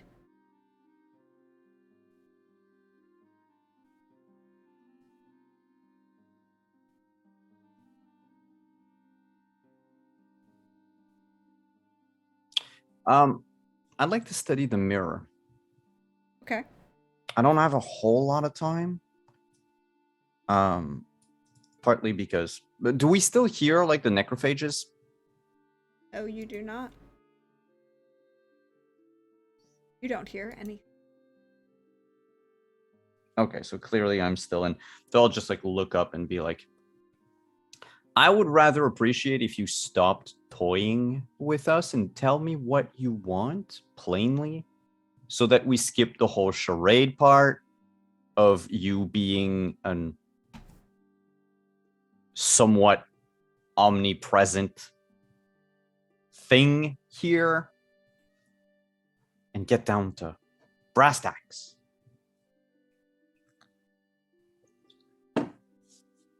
Really? Thought you were busy looting.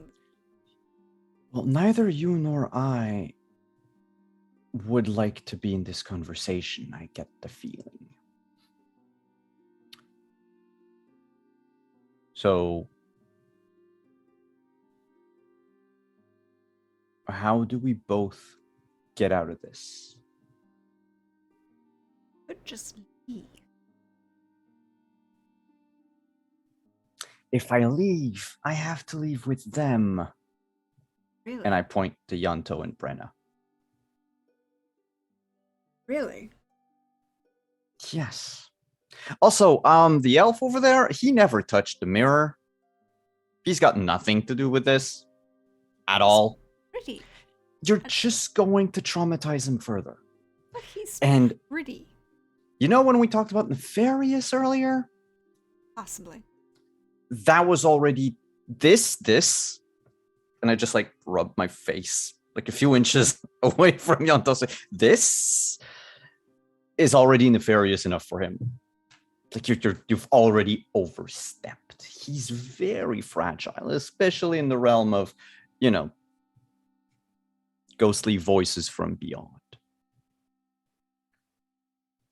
He doesn't even know what's happening. To be fair, I don't really know what's happening either. You don't know what is happening. He doesn't know anything is happening. Nothing's happening to him at the moment. Oh, well, that clarifies things.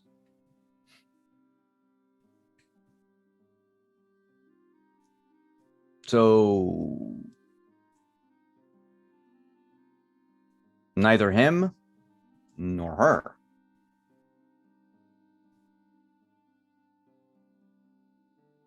No. What? Neither of them what? Have any idea. He doesn't have any idea anything's happening, but she either doesn't have any idea if anything's happening. No, they're not that interested. It's pretty. But not that interesting. You, little mageling. You are interested. I know. So, out of curiosity, from one student of the arcane to a disincarnated voice. Indeed. How much time is actually passing? Ooh, a good question. Microseconds.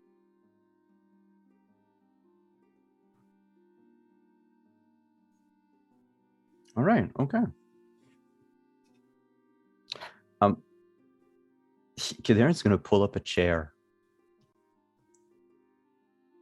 sit in it, and like rest his feet on top of like the broken table in the library. Mm-hmm. Because I mean, now we have all the time in the world. That changes things.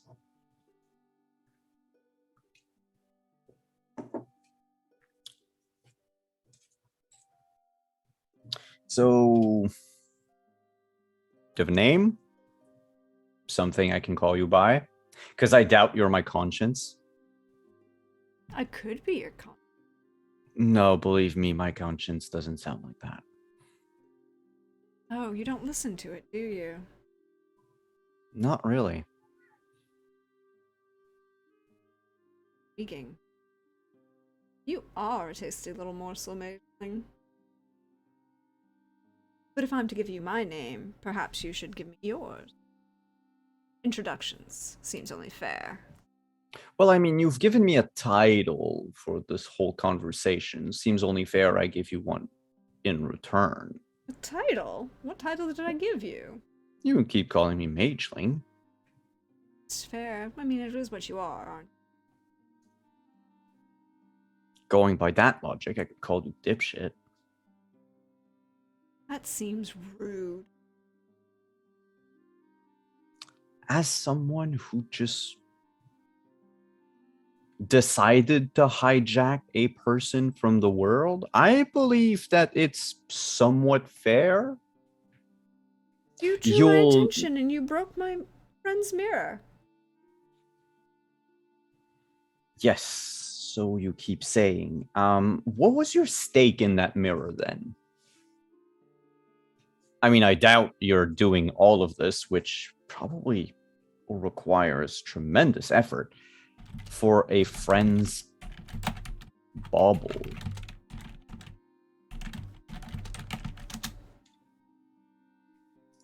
Well, it depends on the type of friend you had.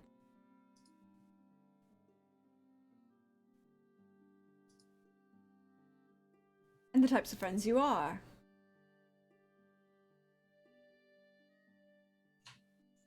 So you're the type of friend who will just watch over some. Actually, let me ask you just a tangential question. There were a lot of people here. Yes. A few. What is it? Days now? Yeah, from your out of game from your perspective, yes, it's been about 4 or 5 days. Okay, yeah, about 4 or 5 days ago. Not the regular people of the school that they've been there for a while. There were other people. And you never once thought it would be nice to prevent them from murdering everything here? Not really. Or breaking the circle in your friend's room? Not particularly. He's not my friend. The person... I never said the person whose room that was my friend. The mirror, the owner of the mirror is my friend. The person who's using the mirrors, not necessarily my friend. No, see, the person that's using the mirror, he's the cause of all the trouble. Actually, he is the root cause of why I had to break the mirror. Really? That's going to be your justification? I mean, if you need to blame anyone,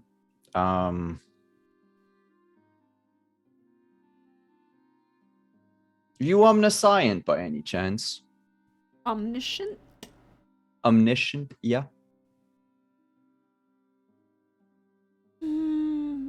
For your purposes, perhaps. Then you already know what the person who's not your friend. I mean, right now, time is meaningless, so Alzor. So you know that Alzor has been doing things with mirrors all over the continent. He did have a transaction with my friend. Interesting. So your friend is a what? Glass blower? Mirror Merchant, worker? perhaps.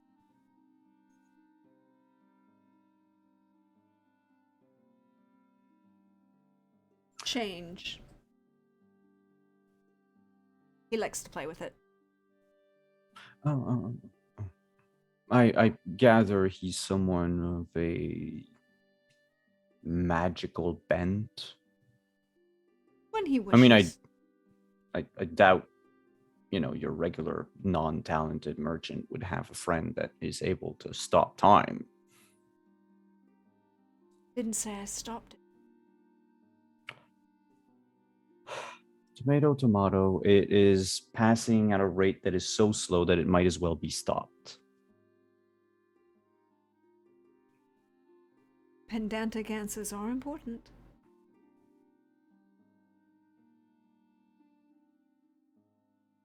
So to circle back to our first question, what do I call you?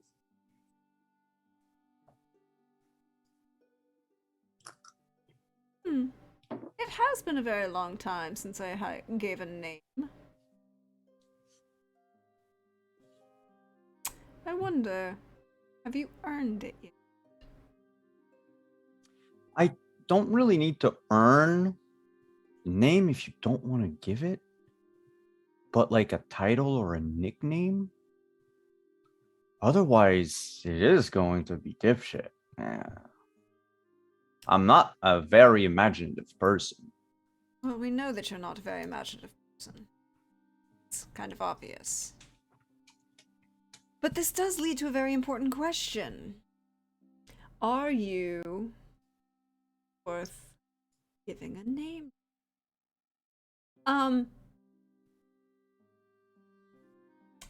Simon, Kadarin, a friend, buddy, personage who's having a conversation with somebody that you can't see, who's basically stopped time for you after you broke a mirror.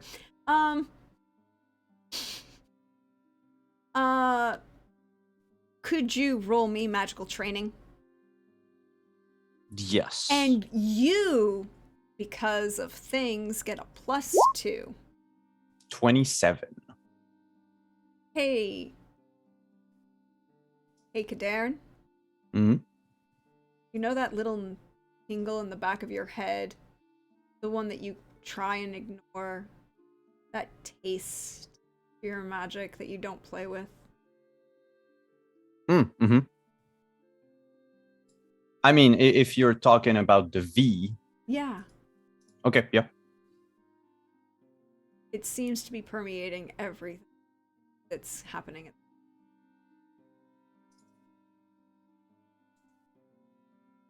You feel it growing in that back of your head.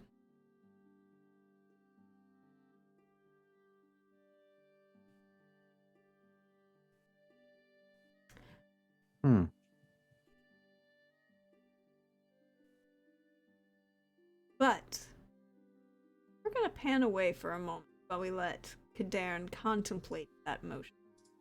Brenna, the last thing you recall is Yanto freaking out, pulling you out of the room, telling you the mirror's bad, and then Kadarin decides to fuck with the mirror. Of course.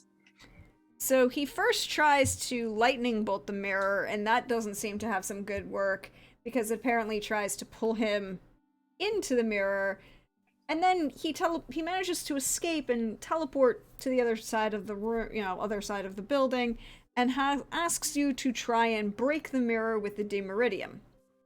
This doesn't work right away and takes a few moments, but that's the last thing you remember. Okay. Quick audio check. Do you hear this? No, I don't hear Okay, it. it's using the wrong mic. I hear microphone you. then. I heard you tap on your microphone. Yeah. Is this microphone better or worse? Worse. Oh no, that's worse. I don't use the laptop often, so I wanted to make sure the right mic was selected. And it is! Hello, hi. Hi. It's okay. We appreciate the audio check. It's important. Sorry. It is important, yes. So that's Wonderful. the last thing you recall, but can I Okay. ask you to make me a resist magic, please? A resist magic. Now I have to ask a question. Yep. Because I spent some of my Witcher IP. Yay! Somebody who spent their IP and isn't hoarding it.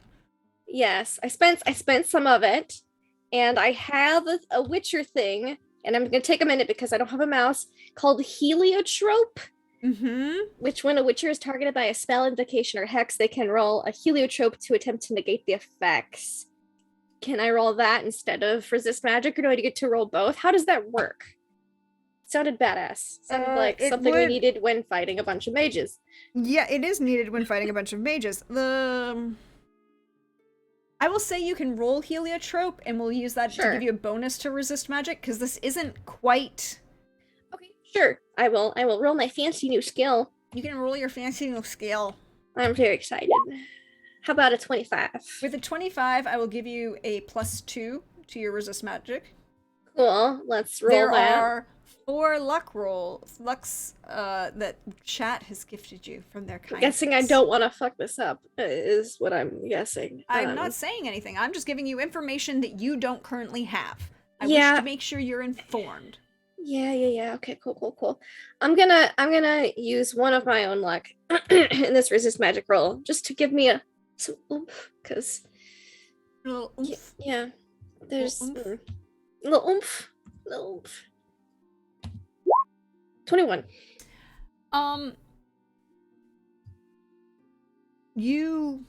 That's the last thing you recall. And now you feel something.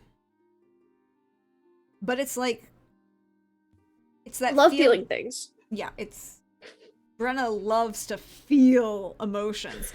No, it's not Ew, that kind of feeling. emotions. You didn't say it was that kind of feeling. No, it's not that kind of feeling. Gross. It's that feeling of when you have like a really bad head cold and you take like 3 NyQuil and then somebody calls you on the phone and you have to wake up and answer the phone, but you're really not because you're mostly still medicated and you don't want to function. No, I've been in that stupor before, yes. That level of... That's a very specific scenario that I am also familiar with, yes. There are other similar scenarios that I am also familiar with. It's kind of that head feeling. You know you can't move. Great. But you are quasi-aware of it. Mm-hmm. And you're getting more reality, a sense of something, but you're still currently trapped. Okay. But it doesn't feel like you're in any immediate danger at the moment. Like just some stupid mage house booby trap, whatever. I'll just be ready to stab something if I need to when I can move again. Cool. Kadarn. Yes. That's that feel. You getting that little ningling. You feel that wider draw. It feels. Roll me resist coercion, as you feel that temptation play with those magics, kind of building in the back of your. Sure. I'm gonna. How many lucks do we have right now? 4. Do you mind if I use some?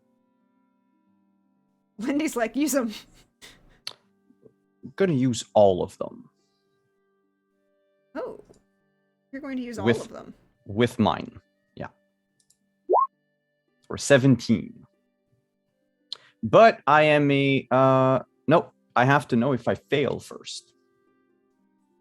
Because I'm a human. Oh, that's right. Oh, you're going to use that, aren't you? So if I fail, I can reroll. I would say that this, unfortunately, is a fail. It's close, but it's a fail. If you re-roll, you can... No, wait, stop.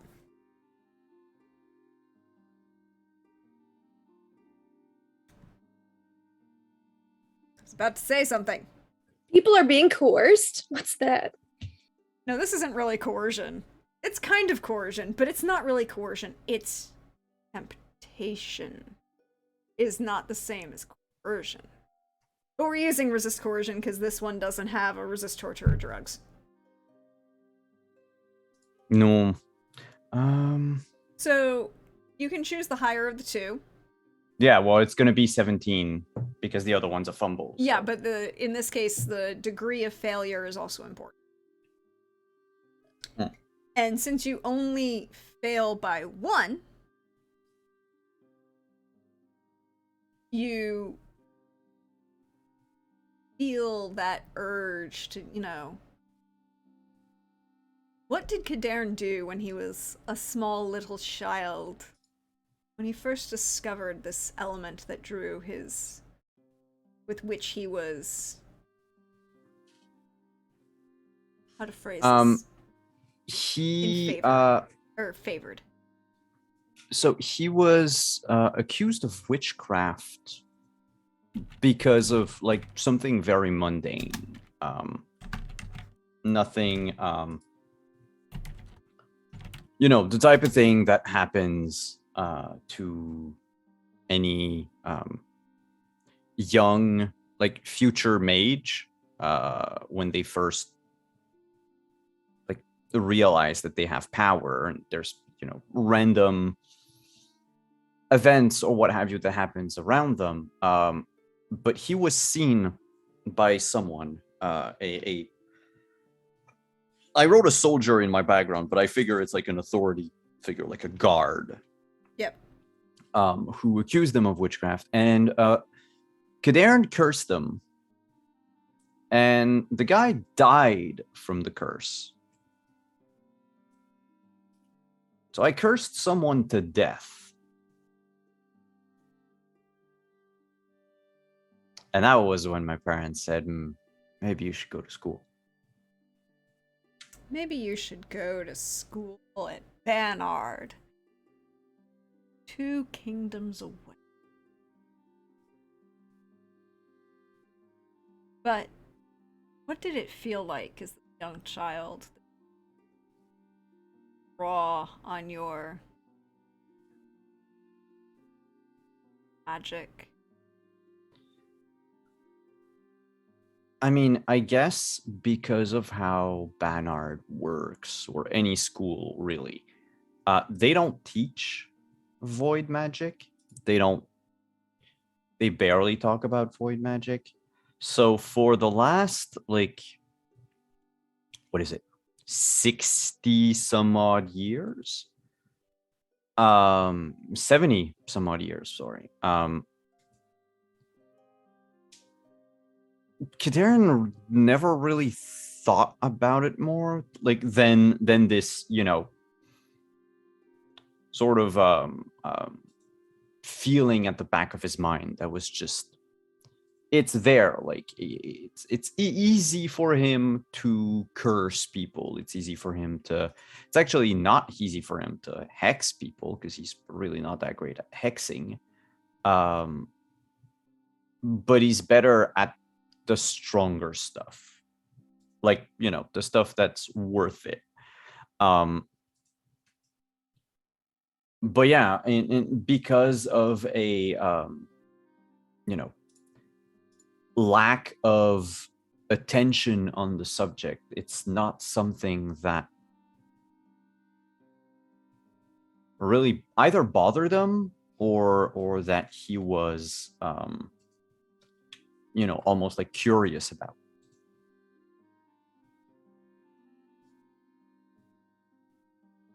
So you feel this draw on magic, that kind of subtle flavor, void, you've avoided for. Repressed, perhaps, might be a word. Ignore. Yeah, I'd rather because it's not repressed, because he didn't. Repressed to me feels like you need to actively do something.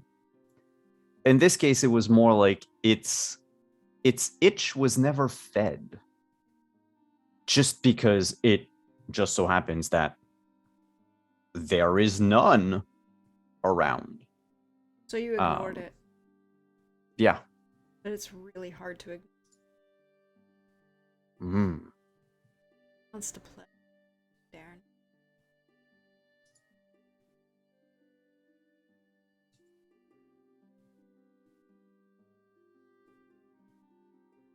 Well, that's something that I haven't seen in a while.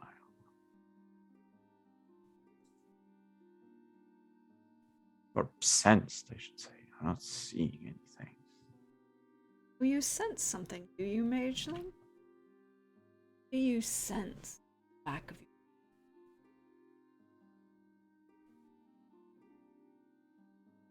You're doing. I doing? What, pray tell, is my doing? Well, I certainly wouldn't be feeling anything if you weren't just, freezing everything around and leaving time for me to talk to myself. That is a question. Perhaps you shouldn't talk to yourself. Wonder what the pretty little Witcher has to say. Brenna, between one beat and the next, you feel like you could move. Cool. I'm gonna just And keep as pretty you- much still. As you look around, Kadarin is no longer where you last saw him when you were breaking the mirror together. He's now seated at the table in the library with his feet up on the broken table. In a chair. What position is Brenna in? Is she laying down on the No, ground? you're literally just standing up exactly where you were. That's really weird. Then I think she does the double take, like looks a few times, then looks at Kadan and is just. I'm He sitting seems at a really table very far nonchalant. away. Yeah. And she's trying to be quiet because people eating things are here. Brenna, roll me awareness. Okay. Give me 10 seconds because I gotta. No, it's One fair. monitor is a curse. Awareness. We appreciate you beaming in from the distance places to come play with us. Yes. 23. A 23. You no longer hear anything outside. You hear nothing inside. Your medallion is not going off. That's weird. Either something got tactically nuked, Pretty not much. magically.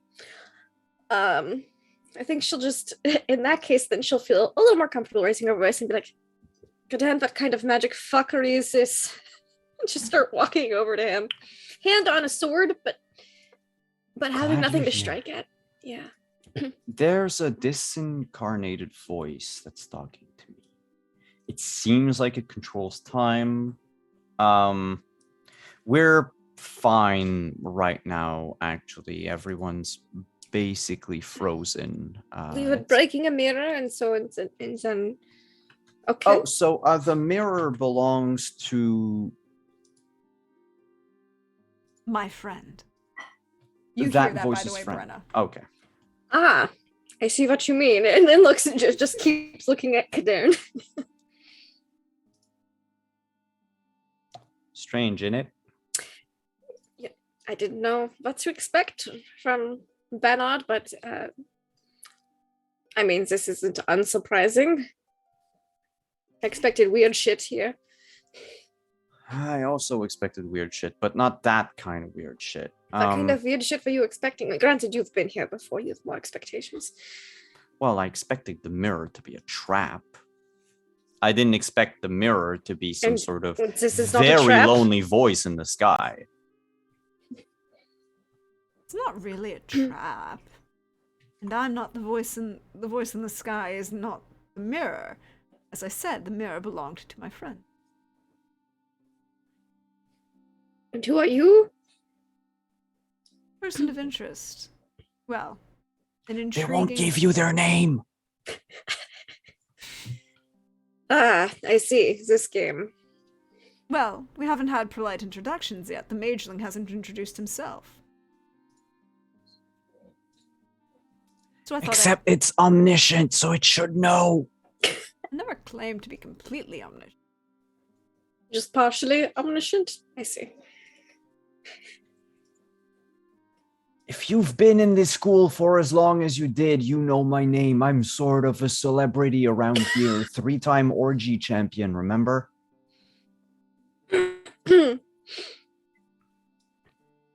Doesn't And ring a bell. I think she goes, yeah, I'm about as impressed as you are. Just the deadpan silence. No, you don't get to pile on with the voice. That's not how that works. Says who?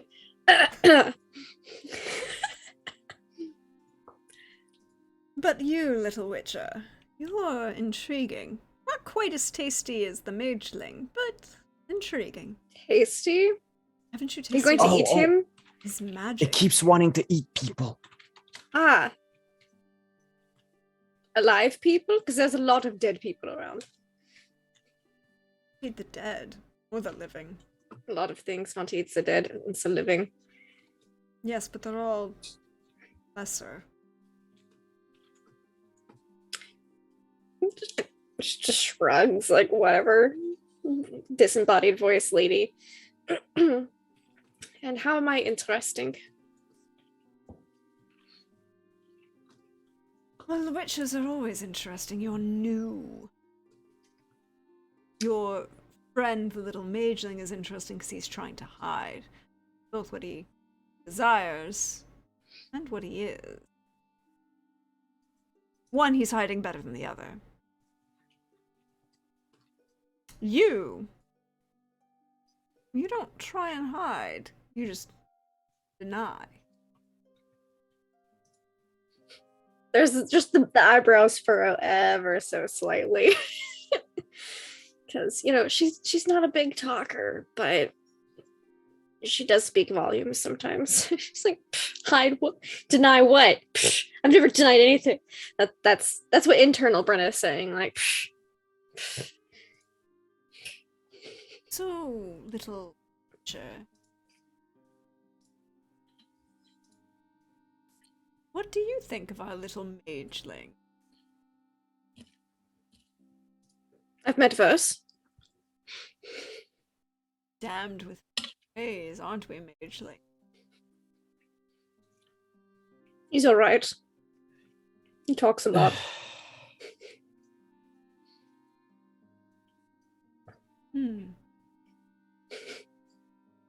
I wonder. You came here to mess with Alzor, or did you come here to appropriate?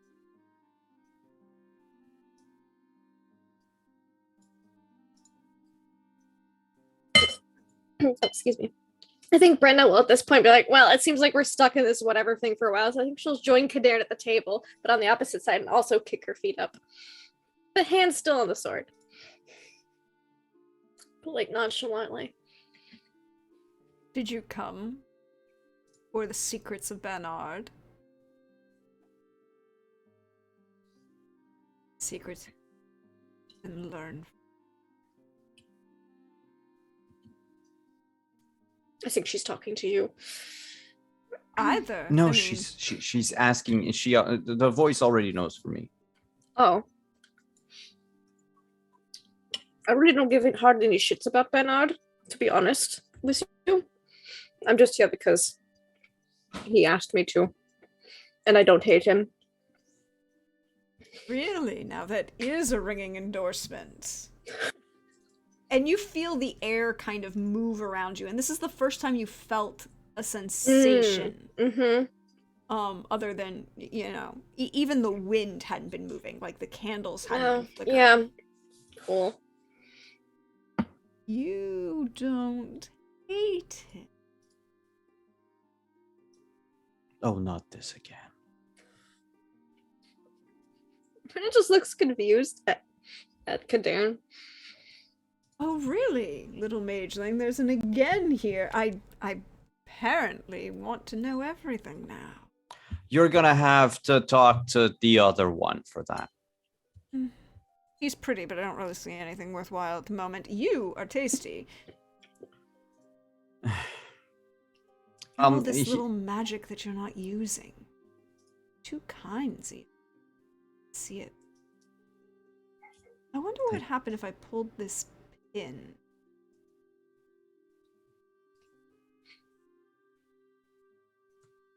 Turn to Brenna.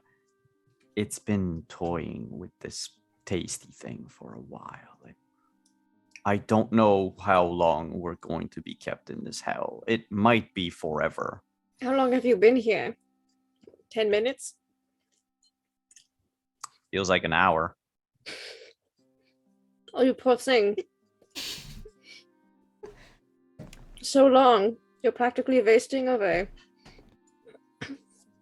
The thing is we could be staying here for a long, long while. It's a good thing we've made ourselves comfortable, isn't it? Hence my feet on the table. Darren. Yes. You roll me awareness. Roll me magical training. Sure.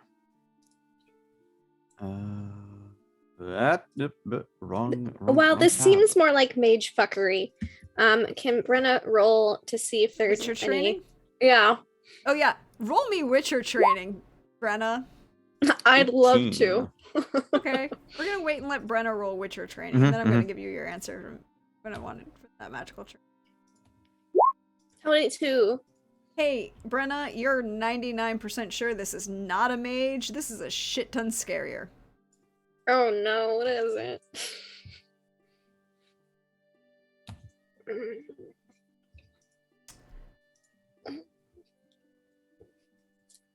It's not the wild thornberries. Oh, no. No, Simon knows what it is, but Will Kadern tell Brenna is the question. well, I think especially if I felt like the same pull and everything. Oh, it's getting 10 times stronger. Yeah. But Kadern, you physically feel that hairpin pulled from your clothes and just kind of floating in air in front of you. I don't think you want to do that. Why not? Because if I die, then you can't talk to me anymore. What, one visit from the wild wasn't enough? No, it doesn't care. But it cares about me.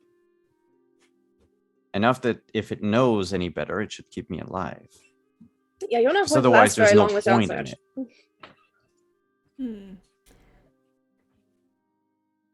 You see the hairpin just start spinning as if somebody is rolling it between their fingertips in the middle of the air. What do I think this is? Because it's way scarier. What?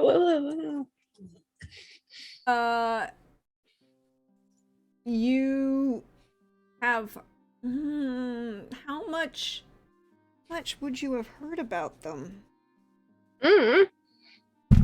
Hey Simon, What did how my much- Witcher school tell me? How much would they have heard? Okay, the thing is, in universe, this Yeah. shit is like super rare. Exactly. It is. It's super, super rare. But So you know it's Shoot. not a mage. Oh no, here, we can go with this. Because you rolled a 22? 22. Yeah, there is something that you can. Cool. Sweet. You Oh no. out of phrase. so I guess you know that there are beings. You know that demons exist. Oh no. Because with the 22, you beat the DC for a him, and a him is a demon. This is not a him. You know that this is not a him, Not a him. Okay. but you know that demons exist, and It's you a demon. know that there are beings outside of this plane of existence. Not just like the Wild Hunt or the elves who moved through the convergence, other dimensions. That there are things in the other planes of existence that can come through, usually because they're summoned. Some upper level ones come to fuck with people. Yeah. Or Guessing Alzor made a friend, aka summoned something or somebody, or they just came to fuck with them. I think it's out of game. It's the latter because the friend in question the is friend gone. in question is the Okay, that's fair. It's not Alzor. Alzor made based on information so that you have information as the player that Simon has as the player. Sure. The voice keeps referring to the owner of the mirror as the friend, and Alzor made a transaction with the owner of the mirror. Interesting, I see. So, whatever you choose, that's as much information as Simon has. Okay, interesting, I see. what you choose to do with that information. But yeah, you know that there are beings such as demons that come from other planes of existence, and that like you know of what a hymn is. You know how to fight a hymn, which is basically don't. Yeah. And you know that because of that there are the outer spheres are in existence. So you see this hairpin floating as it spins in the fingertips. Kadern, with that magical training, that pull on your magic, that desire to use it is getting stronger. But you also feel a rise in a different type of magic. Something that you haven't been able to touch before, but you realize is your own. Something that's always been separate, hidden, not used, but now that you start to feel it, is your own, and it's almost like someone who's never worn glasses in their life, who's been like holding the book up to their face to try and read, puts on glasses for the first time and sees the colors of the world. Okay, but how, and that's a question that like Simon has more than Kadern. How would I go? Because I can say like, ooh, that interests me. I'm gonna try to like delve into it. Sure, but I don't know how that would like represent itself in the world. What, the void or the other one? No, the other one. Like how would me? So the way I feel it is that Kadern suddenly like, strangely enough, you know, emotions manipulate. You manipulate chaos through emotion and all that, and it's like, so I guess that he feels an emotion that he's never felt before, but that he feels comfortable with. But how, like, I want Kadern to explore that. Yes. But I don't know if that can be done immediately or... I mean, you can start. Well, he's going to start. Because that hairpin isn't anywhere... Quietly in his corner. Quietly in your corner, you're just going to start messing with stuff. I'm going to start why would feeling you have myself. Emotions quietly in the corner? So you start examining this. Brenna, what are you doing with that knowledge that came to you? Remaining calm. Are you though? Could you roll me a courage? Oh god, a courage? I feel like a courage is an appropriate request at this point. Sure. Do you have any points in that? No, I do not. I probably should. I don't know if I should though. Yeah, we'll see. I'm gonna roll it. I'm gonna put 2 points of luck in there. Hey, 19. That's actually pretty good. You're not panicking. That's important. Keeping a level head is huge in these kinds of situations. Yeah. So I think she just takes a deep breath and just, you know, she's got that hand nonchalantly on the hilt of her sword, and I think she just looks at Kadern real hard. Maybe occasionally glancing over the pen and then looking back at Kadern. As if maybe he could read her mind, though she knows he's not that kind of mage, you know, and that he probably shouldn't do any magic while the pin's not on him. But, you know, Well, the thing is for what it's worth, the pin is not on me for a nanosecond right now. That is true. How much of a magical surge do you want to send through in that nanosecond? Like, just like a tiny spike on like a sound well, I mean, file. I did teleport without it on in the river. You did. They're gonna be like, first he's in the river, now he's in Bernard. The fuck is this guy doing? Well, it's okay. The more I ping pong like that, the better it is. Is it though? Well, yes. Because if they all follow, like, unless they split up, But then in that case, it's also a good thing because they've split up. Yeah, sure. We'll go with that. Well, we'll just not question that answer too deeply for now. I mean, it is literally what Siri was doing in the third Yeah, game. yeah, and I know that, but yeah, Brenna is like, mm. But yeah, Brenna's just looking real intense, real Yeah. hard. She's No, looking at Kader. She's evaluating him Mhm. in this Well, scenario. after feeling okay, pause. After I feel this swell engorging me, this feeling in my gut. Keep going. Um, Just keep going. so after I'm filled with this thing that I haven't felt in a while,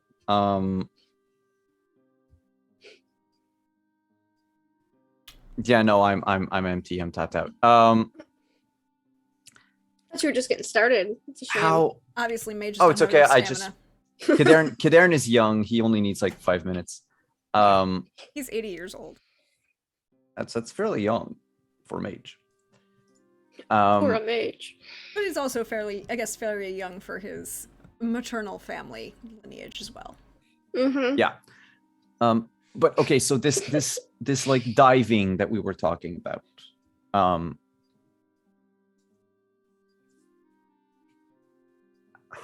How long does it take?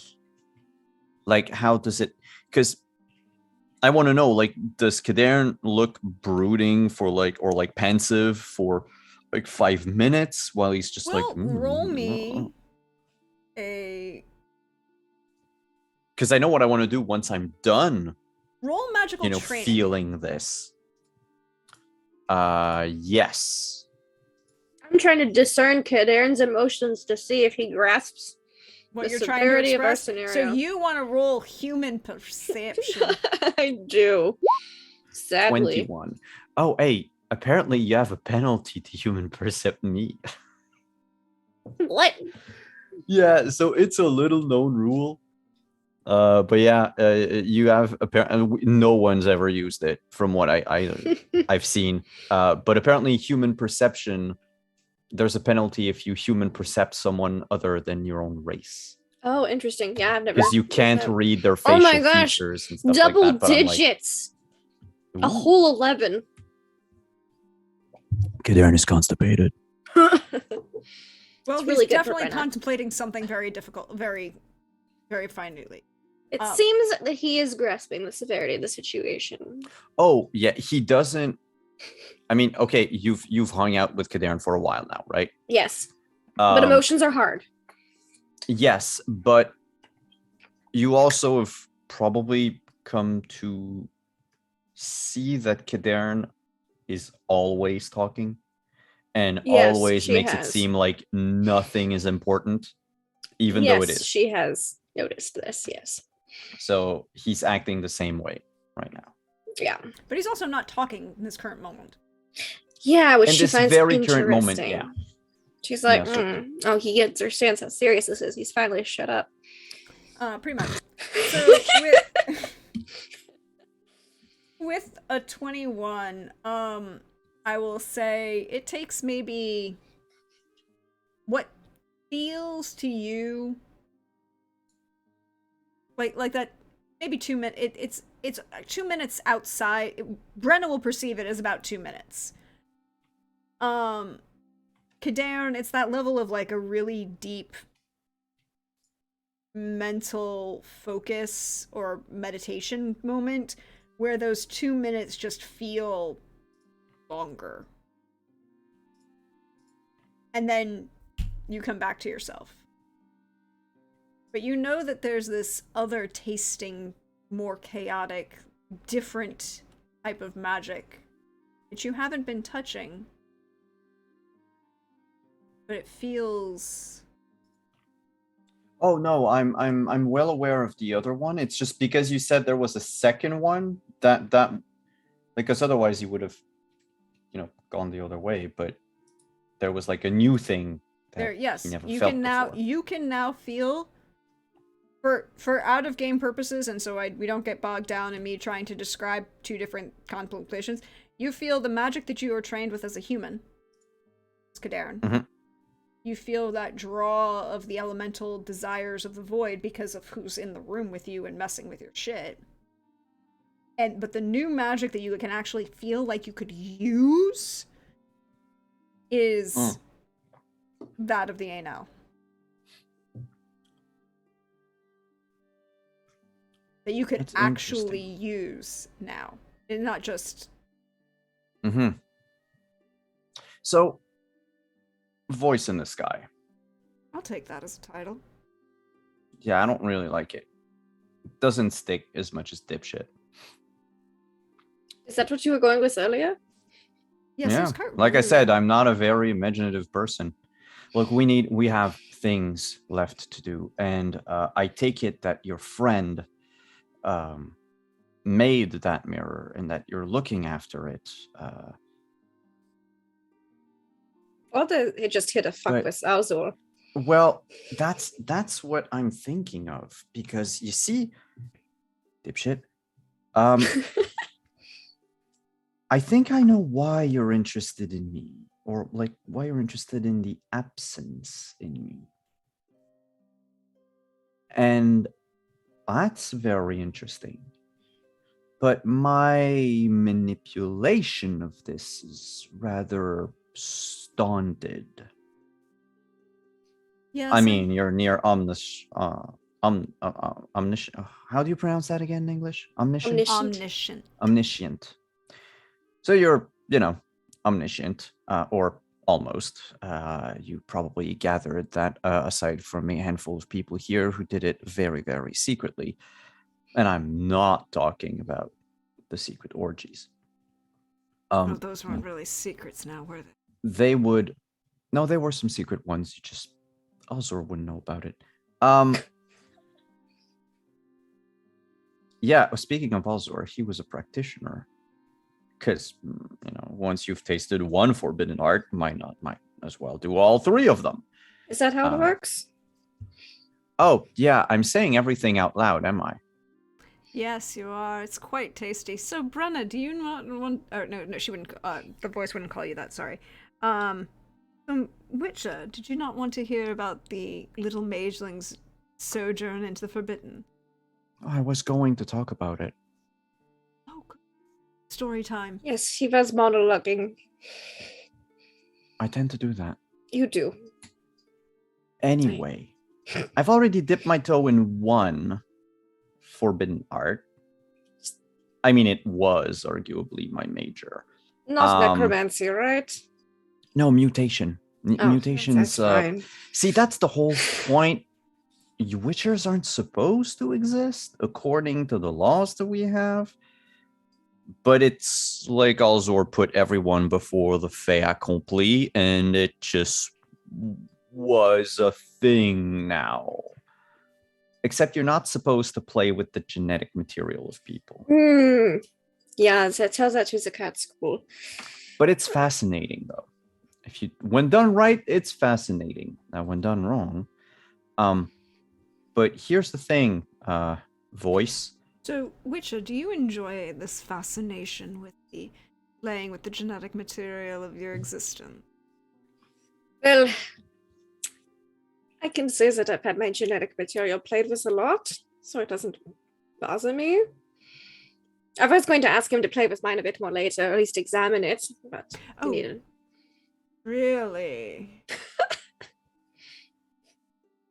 That sounds like it would be quite an experience. Would you enjoy that, little mageling? Of what? Being mutated? No, playing with hers. Sounds like it might be a delicious mutation. Playing with her mutations. Right? Of course. Or just playing with her. Sounds like what she wants, right? Mutations. I can definitely play with your mutations if you want to, but right now we can't, for lack of equipment. I know we need the equipment. Lack of material, lack of time, and a lot more factors. I'm gonna try to grab the pin at the same time. Roll. Like listing off these things and pen. Roll me athletics. Or no, it's a athletics is not a dexterity, right? Yeah, it's dex based. Okay, then yeah, roll me. I need reflex based. Oh, reflex based. Do you want me to go with like Melee? dodge, melee, Dodge? riding, brawling? I think Small brawl- blades? I would say here's the thing. I would say brawling because it's the thing is like it's not dexterity. It's your reflex to grab something out of the air, right? You Yeah, know, yeah. it's the same thing. It's like your reflex to grab something that's dropping. So go with brawling. Yeah, I mean, there's a disarm action in brawling called Yes. take. There Yeah, you go. yeah, that makes sense. So I'm gonna do a take. Do a take. 21. Nice, you crit. Yeah, I'm not good at brawling normally. Actually, what did I You will roll? grab it. Oh! Nice. Oh, it's a -3 to do that. Okay. Yeah. Actually, I'm gonna keep it in my hand. There's no point in me hooking it up. It's gonna take it again. Yeah. So, where I was going with that monologue Mm-hmm. voice Before thing. we got I sidetracked. might call you V. Mm. But anyway, I hope never to have to call you again. That's rude.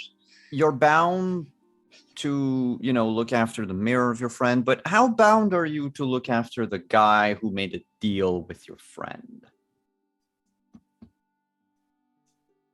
Why should I care about him at all, beyond the fact that he's mildly entertaining? Well, because if my theories are correct, I could probably reach through. And perhaps you could help me make his life very miserable. You wish to make a deal.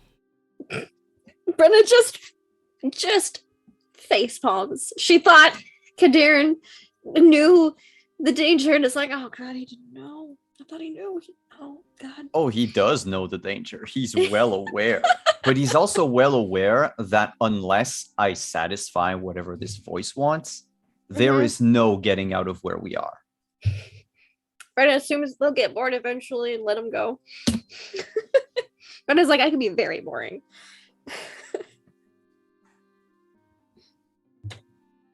So, gee, I shouldn't lounge myself. So, Can.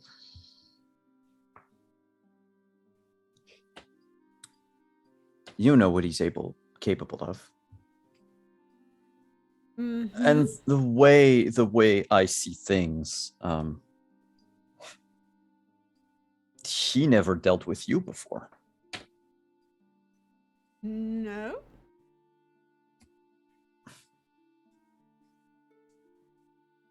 Normally, people like you, I guess people, they don't come here easily Often. or at all. All very true statements. So I guess you might want to go on a tour of the continent.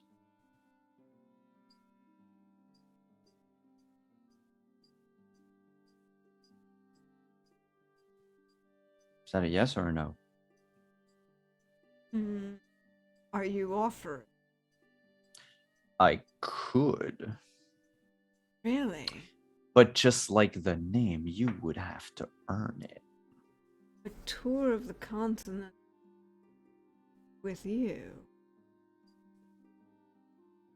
Me or someone else, honestly. Offering possession? It's been a while since that. I mean, I can offer a great many things. I just don't know what you can offer. You can offer quite a bit. What do you want? Well, for starters, for all of this to stop. This is a negotiation mode. I will end at the end of the. And I can't negotiate for just that, I guess. That would be a poor negotiation choice.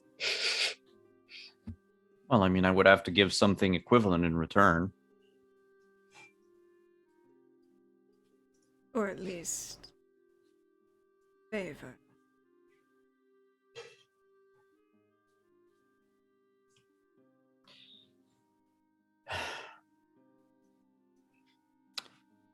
Let's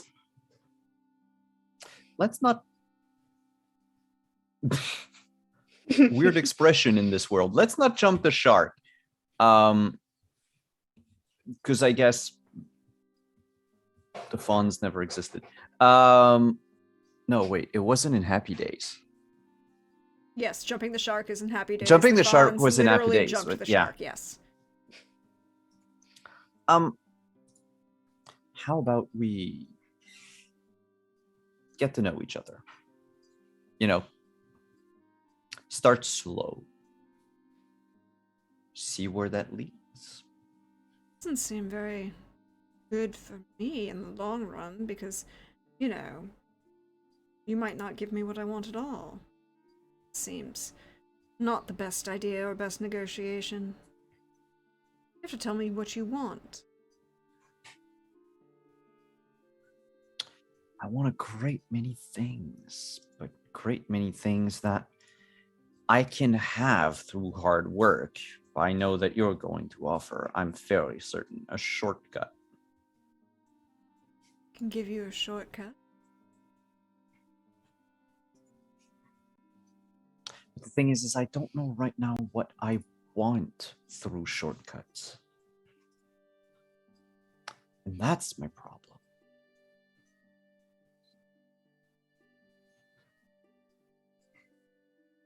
See, it's not a problem of what you can offer. It's a problem of what I want. He's very indecisive. I can tell he really needs to get laid. Is there anything you want, Little Witcher? You seem intriguing too. I am fairly content in my life at the moment.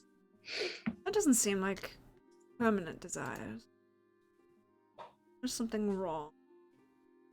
Something you desire. Say you're fairly content. The most content I have been thus far. Is that better phrasing?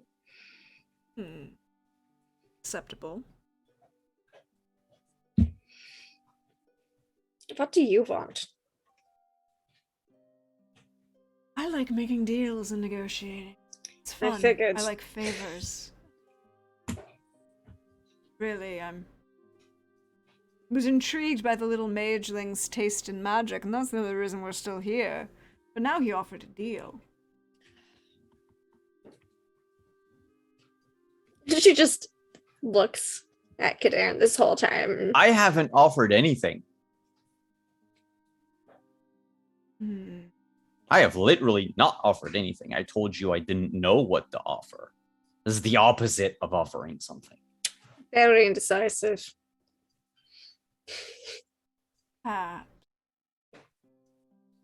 Little mageling.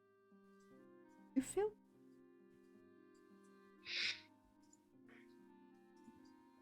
As in a general feeling or towards something in particular? You're currently.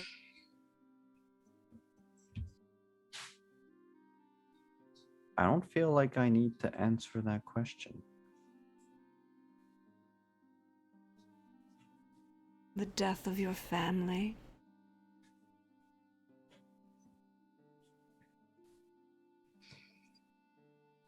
Most of them weren't really family. Notice you.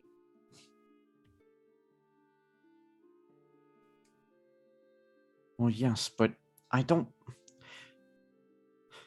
feel like talking about it. I don't want to talk about it. And that's a first. This is neither the place nor the time, literally, because we are in a specific moment in time. So neither the place nor the time for this. I wonder, what would you give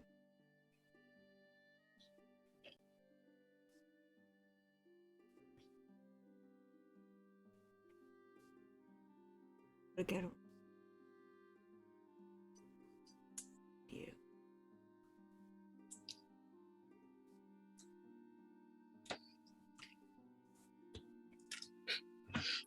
Brenna's just like, guilt, what's that?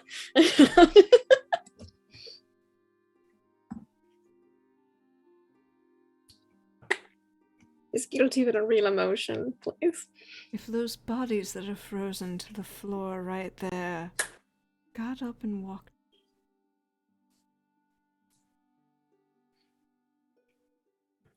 you could do it.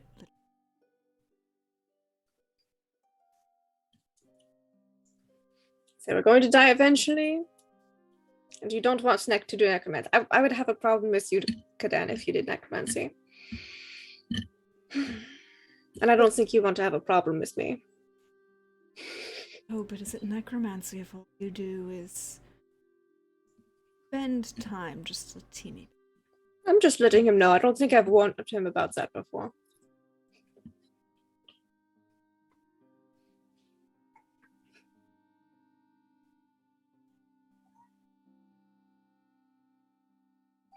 He's gonna get up and start to walk around.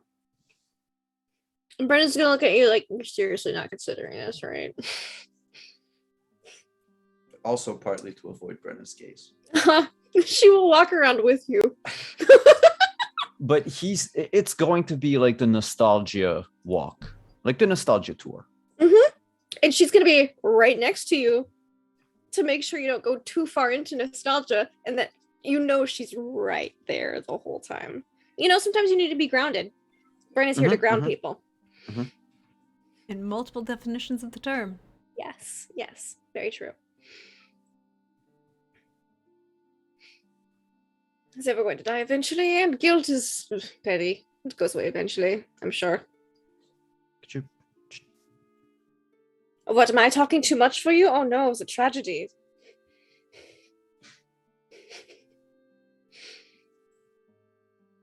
That's a first.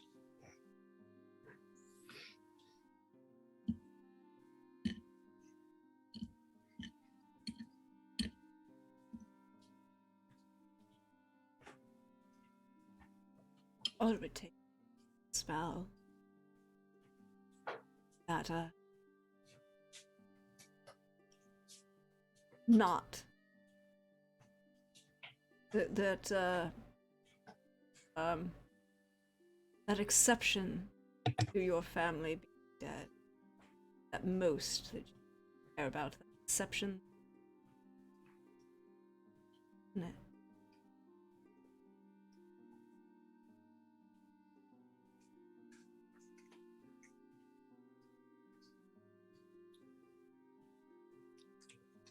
Brenna thinks WWAD. What would Eleanor do? She puts a hand and she remembers to make it like non-menacingly as she like puts it on his shoulder because she's used to just grabbing a shoulder, but she just like gently pats it. Yes, gently places a hand on his shoulder to be like, stay strong, you got this. I'm even more concerned.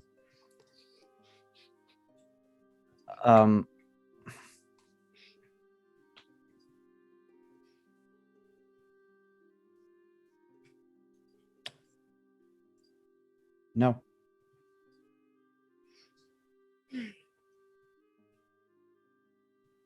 You can burn it to the ground for all I care now.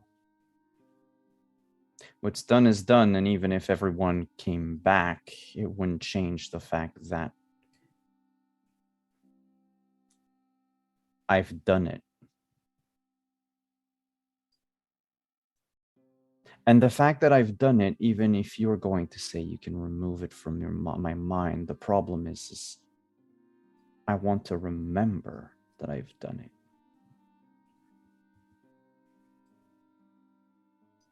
Because that's going to make me move forward in life. I made a very costly mistake, but at the same time,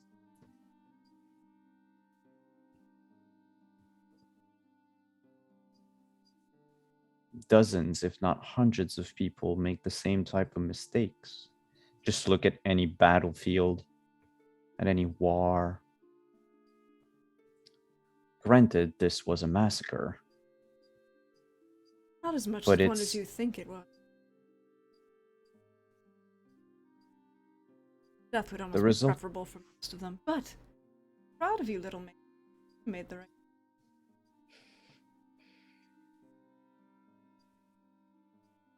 I like you. Well, if you like me and you're interested in me, I suggest you leave me alone right now. I will. I'll be back. Also, you should be aware that Alzor does like taking possession of little magelings who don't pay attention and give in to their desires. Oh, that's what you should call me. Desire. Have a good afternoon. And between one beat and the next, you hear sounds, feel the air move. Your medallion is moving again, Brenna. I think at this point, with that, she's doing the like the pat. I think she keeps up the gentle pat. Does like the look around to make sure that everything's okay, and then looks at Kadern and says, quietly, steady on toe, doesn't have to hear. Wherever is doing whatever he's doing, just saying, are you having feelings?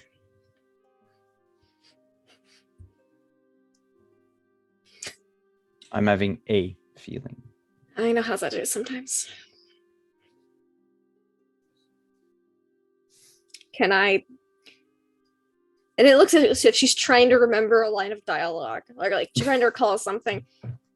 Can I do anything to help?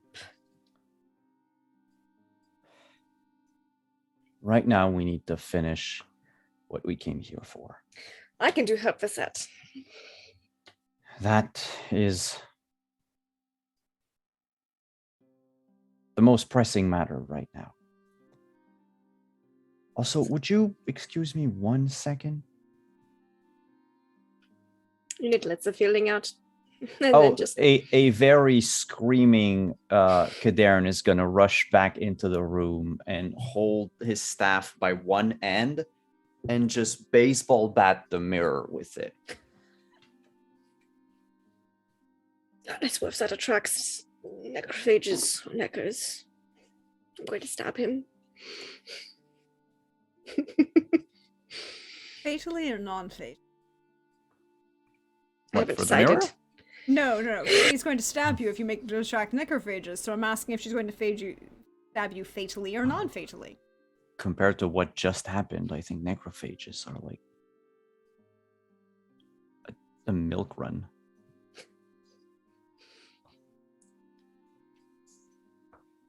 So, she's decided. Probably non-fatally. She doesn't hate him after all.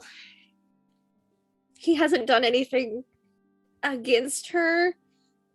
And he is having a feeling, and she does know what having a feeling feels like sometimes. So It is difficult to have a feeling. it's difficult having a feeling. It's like, oh, what is that? Gross.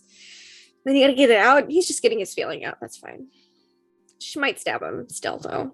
Just because she said she would, and if she shows that she doesn't do it when Kadern doesn't, and yet versus Yanto, then it'd be favoritism, and she can't have that. So she would have to stab either of them equally if any of them attract neckers. At least she's honest and balanced. Mhm. Brenna, Yes, what do you do as Kadern is letting his feeling out? I prepare for necrophages or neckers. Roll me awareness. That sounds like they might be coming. Let's see. Awareness. Yeah. How about a 16? Whew. There is beauty. Sorry. Excuse me. you no longer hear the sounds of necrophages at all. But it's not like the soundless feeling of Mm-hmm. the being with the moment of time not moving. Maybe they were like, was- "Oh shit, a demon! Let's scram." Yeah, there's a lot of you hear the sounds outside, you hear wind blowing, you hear Because I'd imagine demons give a pretty big aura to things like necrophages and necros. if they want to. If they want to, which maybe they wanted to. So she'll just prepare herself in case there was one dumb brazen. I mean, like, Necrophage here's out the there. thing. Gunter doesn't attract any more or any less necrophages if he doesn't wish to. That is true. And, he can be a human if he chooses. If he chooses, so she's just gonna prepare in case there is a. She's just gonna that hand on the sword. Yep. Make sure, like, cover the entrances. Mhm. Maybe listen to the next area that we're going to. She's like, well, he wants to finish up this quickly. I'll make sure we're not going to get ganked and finish it quickly. So, Yonto is with you. We'll kind of leave Yonto's experience. Well, he's kind of probably looking just questioning asking- at Kadern beating Oh. the crap out of the Brenna mirror. is going to go over to him while he's doing this. Say, I know you have a lot of questions. You've been asking them incessantly. Kadan is having a feeling, and it would be most appreciated if you could hold off those questions until a later time. Maybe you should write some down, and he can answer them later. He will grab like a piece of paper and Sure, there's start notepads here around here. Yeah. writing Yep. questions that he will ask later about Kadern and his feeling. Because, Well, and Bernard, he's been asking so many questions about Bernard. So well, these yeah, are in his- general, but also like from his point of view, you said that he told you that there was a danger from the mirror. He pulled you out. Now Kadern is beating the shit out of a mirror and well, having a feeling. Kadern went and you guys all backed up to fire at the mirror. He lit it up with lightning. It drew its attention. It activated it. It started to pull him in. You were then pulled, then he teleported away, and then you came out with, a rock to try and beat it up. The last he remembers, Kadern broke the mirror. He's very confused. Kadern's having a feeling. Just There's confusion, but he will understand. But what do you do after Kadern experiences his feeling? and let him to experience this feeling, and I just start clearing the next area to make sure there's nothing ready to murder us in there. So I can be like, look, this is ready for you to explore. Because he wanted to finish this up. And so she's going to help him finish this up. And Kadern, what are you doing? Well, chucking my bad luck from earlier to the fact that, time was stopped and everything, he's going to go back into Alzur's bedroom and search for hidden compartments. Also under the bed. He didn't check under the bed. Okay, roll me awareness. Can I help him? Yes, you can. So you get a +3. +2 from your previous experience, and then a +1 from Brenna. Okay, wait. +3 +1, so that's a +4. No, a +3. Plus 3 total. +3 Oh, total. total. Okay. Is the Um, +2 from your previous experience and a +1 Mhm. from Brenna. 25. this Yeah, time. so that previous experience of that time being frozen effectively or just slowed so significantly that it didn't matter, is definitely shows that there is a hidden compartment in the wall of Alzor's bedroom. It's empty. But that's not a surprise. When you think about it, it's not really a surprise because most of what was, most of his office was empty of current events, right? So you're pretty sure that he hasn't been here or staying here long term. So anything secret that he would have kept in that hidden compartment, he probably took with him. You do check under the bed. You do find something interesting under the bed.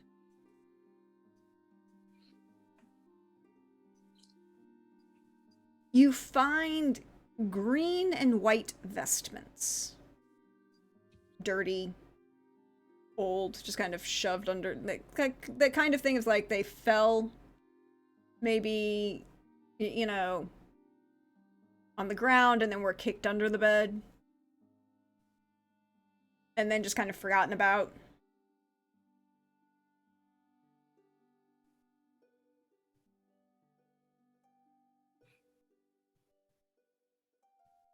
Vestments of what?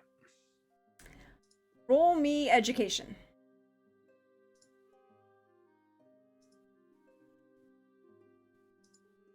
Because you said green and White. 23. With a 23. Also a very good thing. Like Veopatis. Yes. Perhaps one might even say. Yes. They look like the vestments of a priest of Veopatis. Hey, Yanto, Brenna. Yeah. This reminds you of a certain bearded person. Yeah.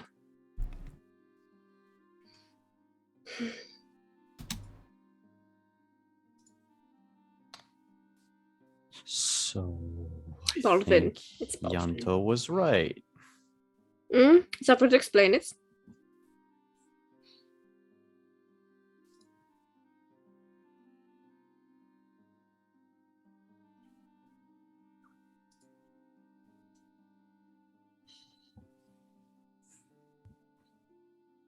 What did this Baldwin do again? Oof. Cursed the whole town. It was a very intricate ritual. And she will explain the ritual again. And like how she disturbed it and stuff with the candle. Yeah. So he and was then the one who did all teleported to of that. Vey. Mm-hmm. But And why they're like, would that is strange. Alzur... Priests don't teleport. No, well, now we know who he was. I think I gave him sepsis. I did get one good stab involved. I think I gave him sepsis. Great. I'm just wondering, He was pretending to be asleep.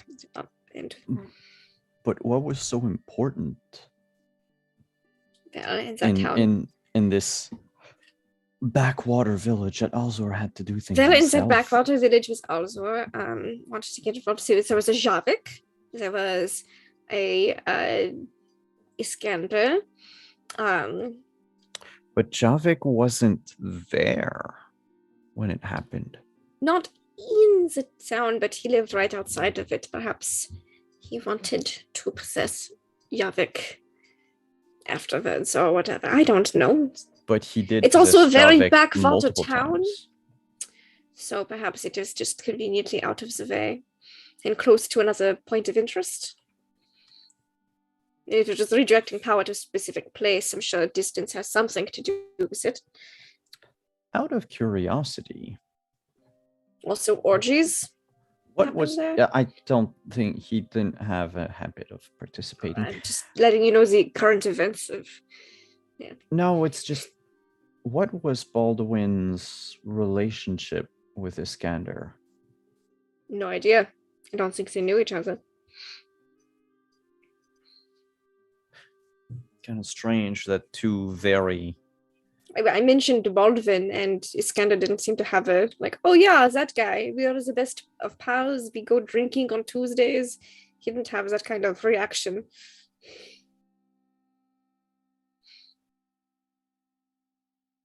So, if that helps.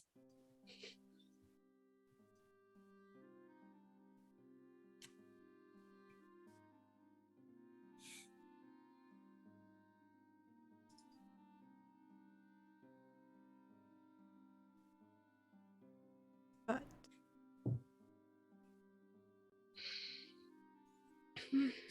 and Well, Yonta we will can- also inform you that the conversation, the oddity of the fact that people seemed to know is Baldwin when he was there and walking around town, but after the fact, people didn't Remember him. remember him.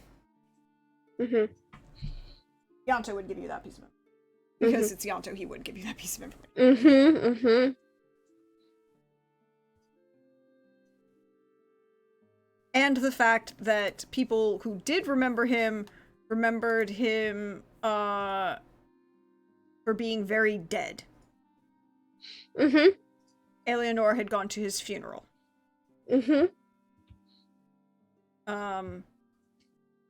And, you know, people, and Yanto had asked, how do you know he was dead? Well, he was decapitated, so there was that. So was that. So yeah, it's just a big mystery. Have we gotten everything from this room?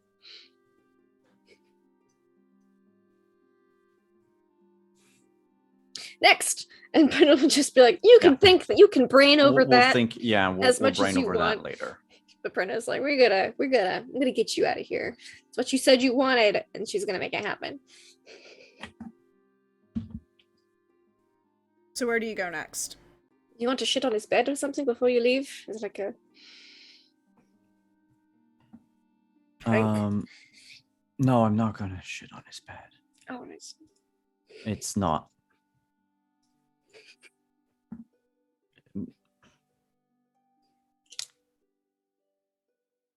I don't need to send another message more than what we've already done. All right. So yeah, like we did for the other, like we're gonna go, counterclockwise and finish that tower. So I'm very curious about like who slept one door away from Alzor.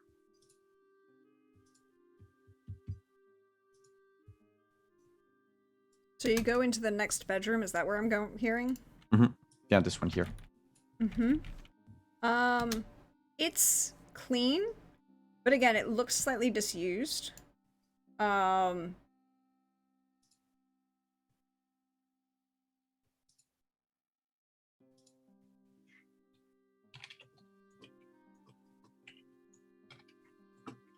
It seems, again, the mattress, the,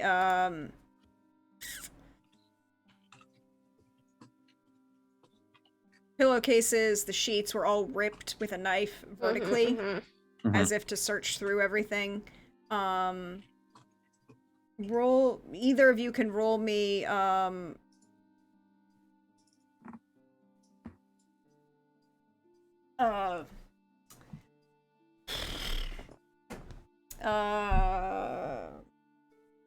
awareness. That's the word I'm looking for. Yeah. Ooh, 16. Wow, that's very low. That's like, yeah, that's a 2 for me. 22.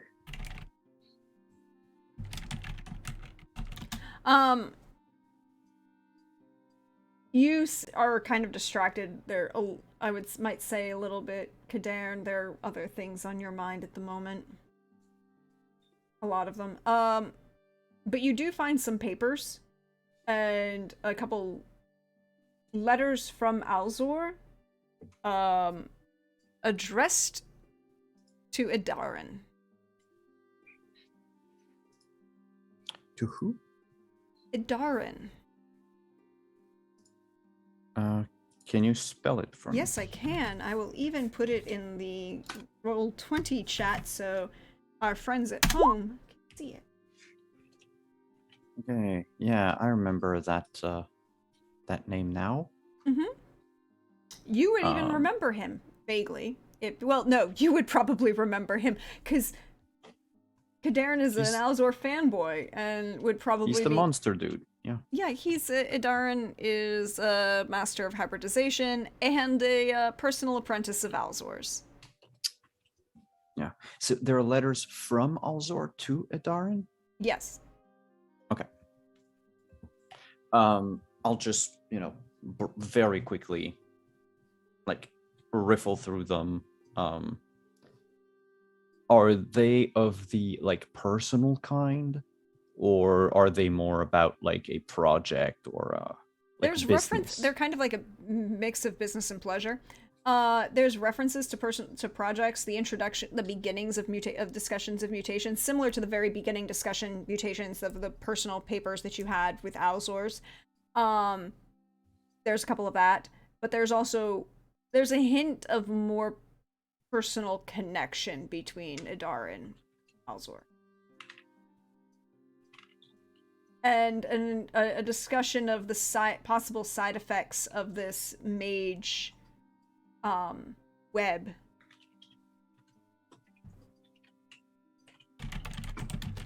That Balzor wanted to build. Okay. So he was in on it too. Okay. But it's more theoretical in the but these are all from Alzor to Idarin.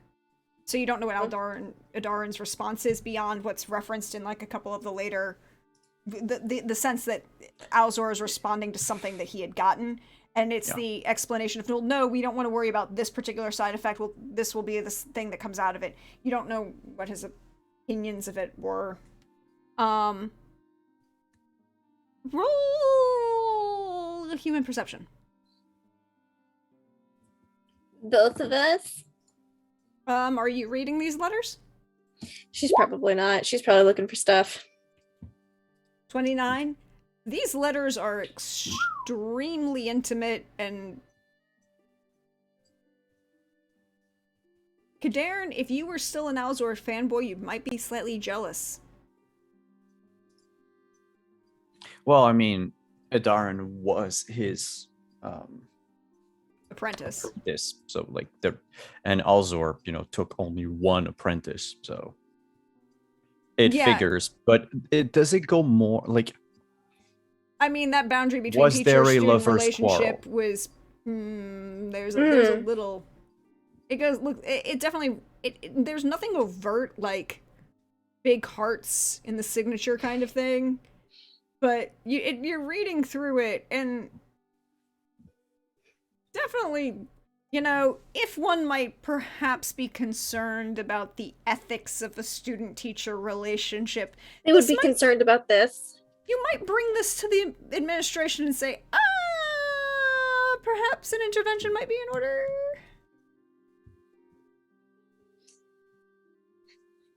If you were a mandated reporter, you might want to think about, perhaps intervening. Mm-hmm.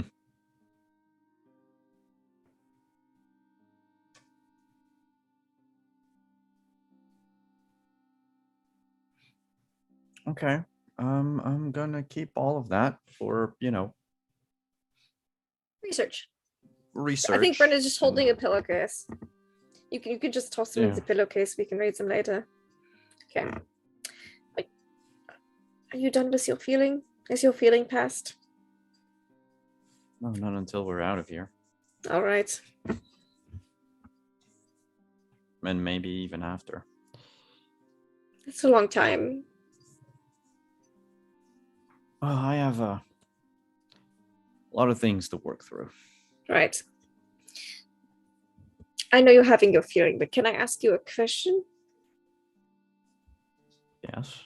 I'm not gonna bite anyone unless you want to.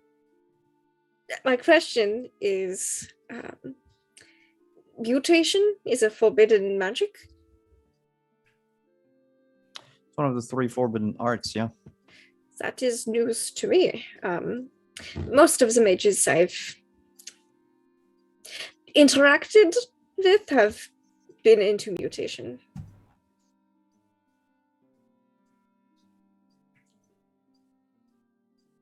Sorry. What? I said that is interesting because most of the mages that I have interacted with were into mutation. Oh, yes. Well,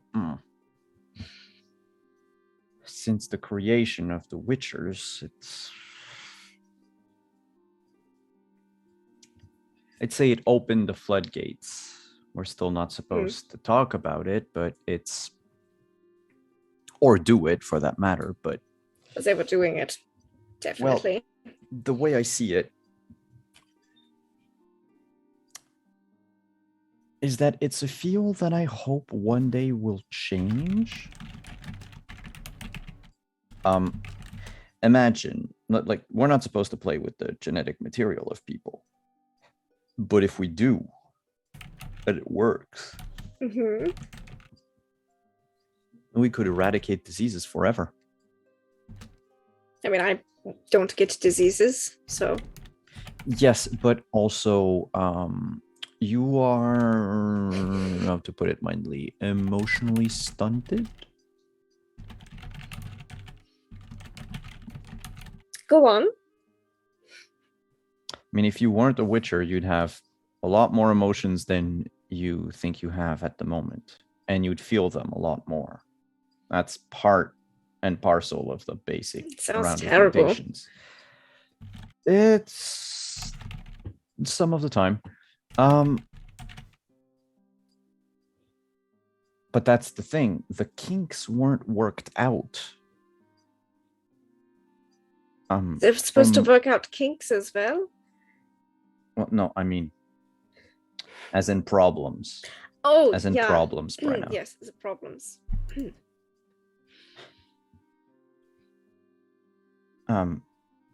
There was a lot of talk in Banard when this happened. Of course, everyone that remotely touched the project, even consulted on it, were summarily expelled.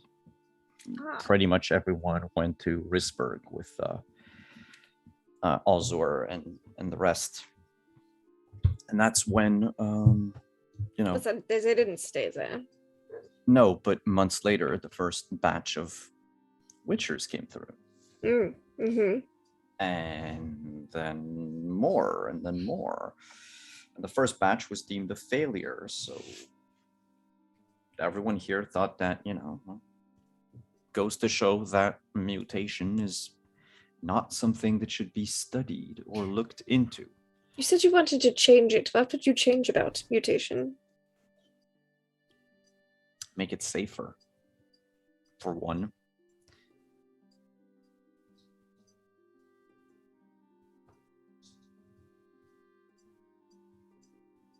How many of your cohorts survived the trials? Oh, let's see, what is the death rate? Like 80%, 70%, yeah. Well, the Wolf School was 70, but that's like once the novel start, and they had a very bad batch. Very bad, yeah.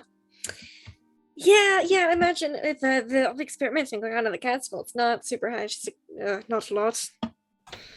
Honestly, I didn't think I was going to make it. I got But special imagine then, treatment. I don't like the word special in that sentence. It's fine. I would like you to look at my look at me. I can try to play with your mutations. But it's going to take a bit of time, tools, and also probably knowledge that we're going to plunder from this place. Well, we're plundering Before all we the leave. things, and you can read them on the way. Exactly. And in it's Beauclair, right? Yes. Bellhaven. In Bellhaven. I don't know if Yanto has access to a full lab, but in Bellhaven, I am. So it's a smaller estate there. And I have a full lab with everything you would most likely need there. Great. Except we're going to Beauclair. Then we'll pass through Bellhaven after Beauclair. We have to go up that way for Mahakam. Well, yeah, okay. If we want to delay further. I mean, if you yes. can do it in Beauclair, then certainly go right ahead. I don't know what. Remember the things- forbidden part of Forbidden Arts? Mhm. If I'm found out, I'm done for. There won't be So- witnesses. I don't like you saying it like that. Like what? Just saying it, period. See that part about emotions that disappear? I don't know if that was a threat or not. It could be if needed to be. I mean, we wouldn't say loudly on the streets before walking, they're going to go mutate look at my mutations and possibly mutate me further. I'll see you all later, everyone, at this time, at this place. We wouldn't No, do but that. if after I'm done you grow a second head, That would be unfortunate. and that's kind of why yeah. But we'll surely you could just do an probably- examination first to start with, just to see what's there. Yes. Well, we can do that in Beauclair, and then maybe think about things, and then do more in Bellhaven. Yeah, hopefully I'll be able to examine it by doing other stuff than vivisection. Oh, you can vivisect if you need to.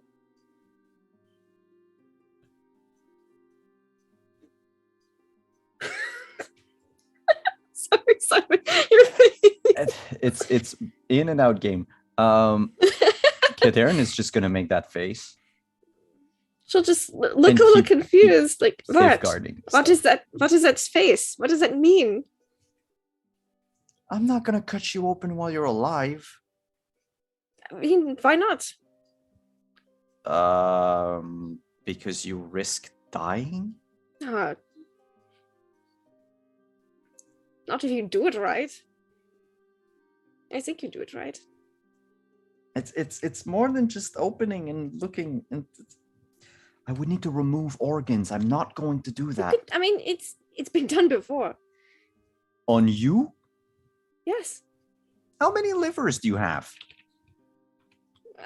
I wasn't the one doing the procedures and counting.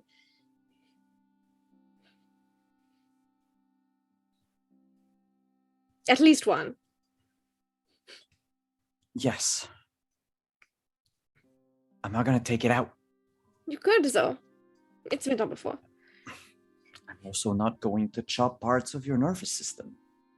Just put them back together when you're done.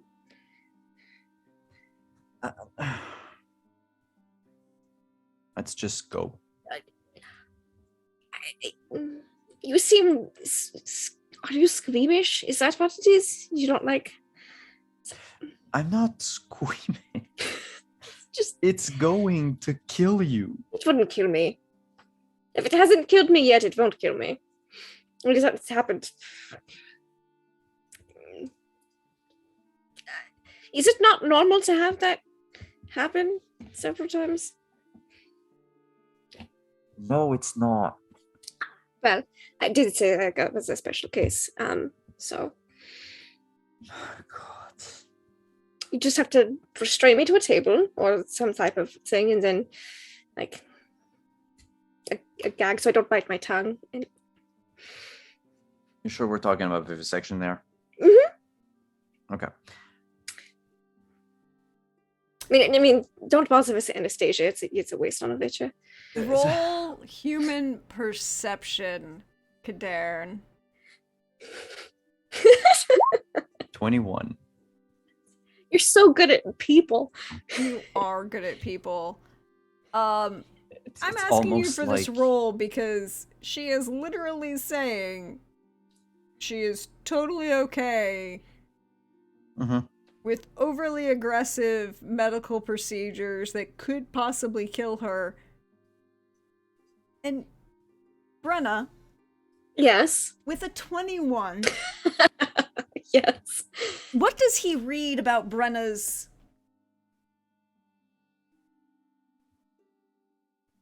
feelings towards this discussion? She really wouldn't mind at all. She might think it's a good time. Or perhaps a very good time. And it's been a while, so you know.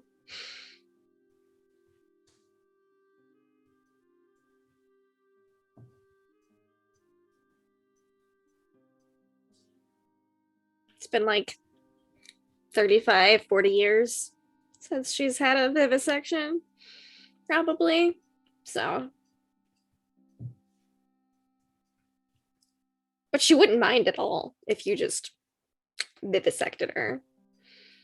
There's not even like, oh, but it would hurt, or like, oh, that could be unpleasant. No, she's totally like 110%. Like, I think it'd be great. I mean, I wouldn't, yeah, it would be fine. Could probably walk you through it if she needed to. At least parts of it.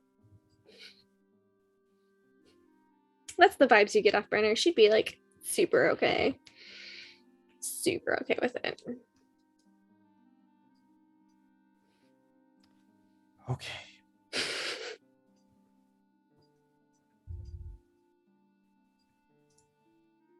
To Cadarn, the people don't survive vivisection. So that's a first. Pictures. You know, what do you do?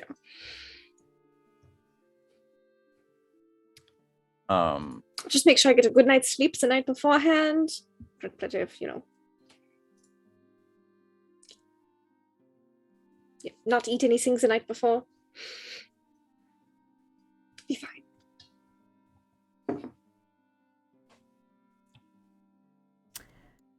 But She might be almost hoping you do a vivisection on her.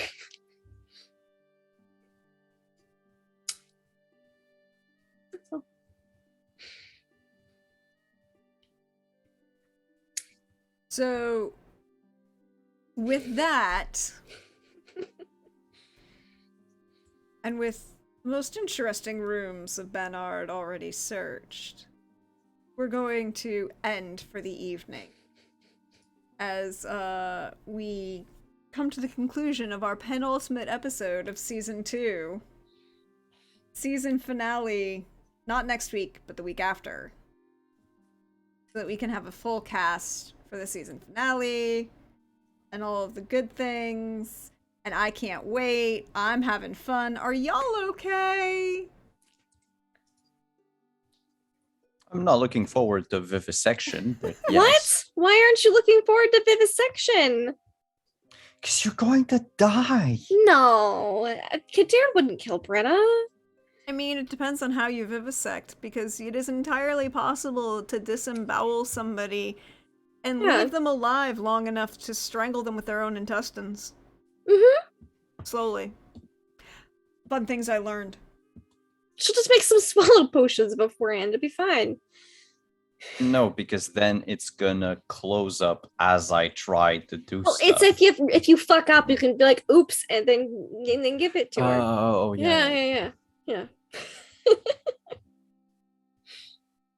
Be fine. And if I fuck up, I can just call the voice in the sky and resurrect you. Yeah. I mean, rather not, but yeah, sure. Just a swallow potion. Be fine. And then you can start again. It's like the So this leads my next question. How are y'all doing okay? We all feeling all right?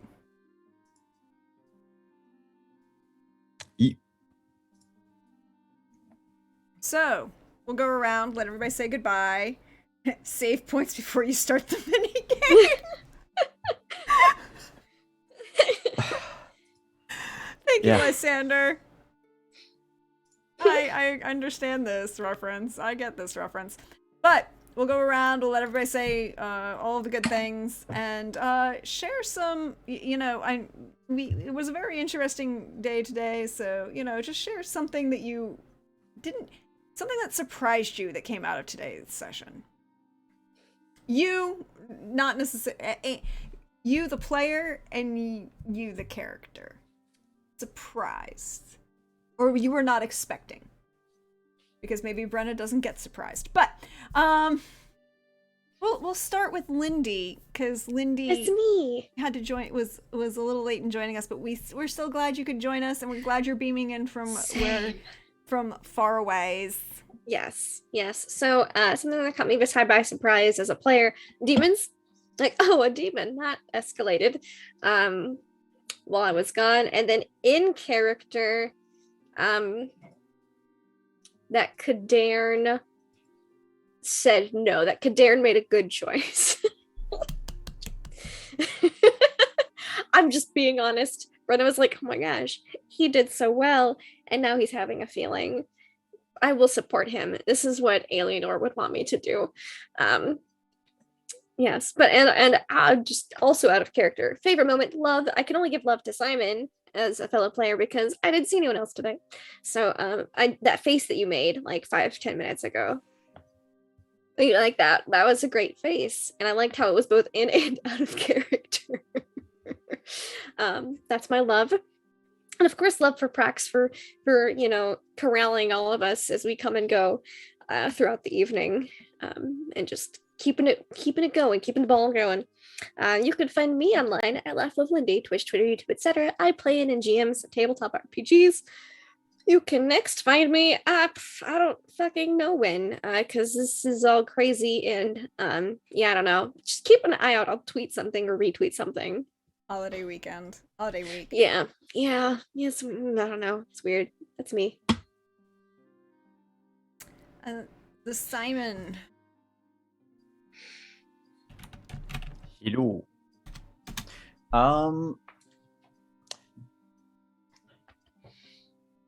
I mean, okay, Lindy wasn't there for that part, but I love to Billy actually today. Sorry, Lindy, because the guy decided to like, I have some family matters to handle, but first, let's make 500 pounds of cocaine.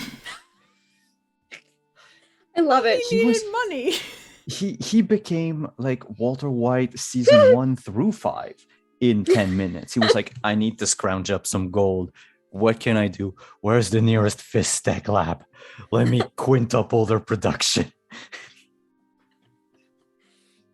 So like, love it. So one thing I did not expect for Artzo to be a drug baron. But also I did not expect the elven magic thing.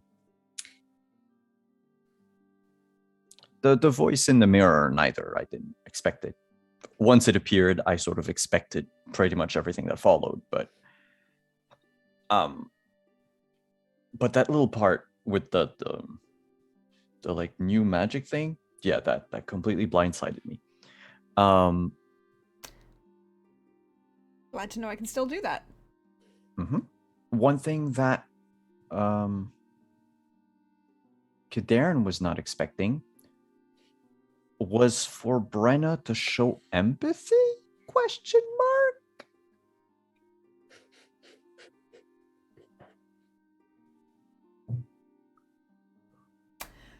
So that's good.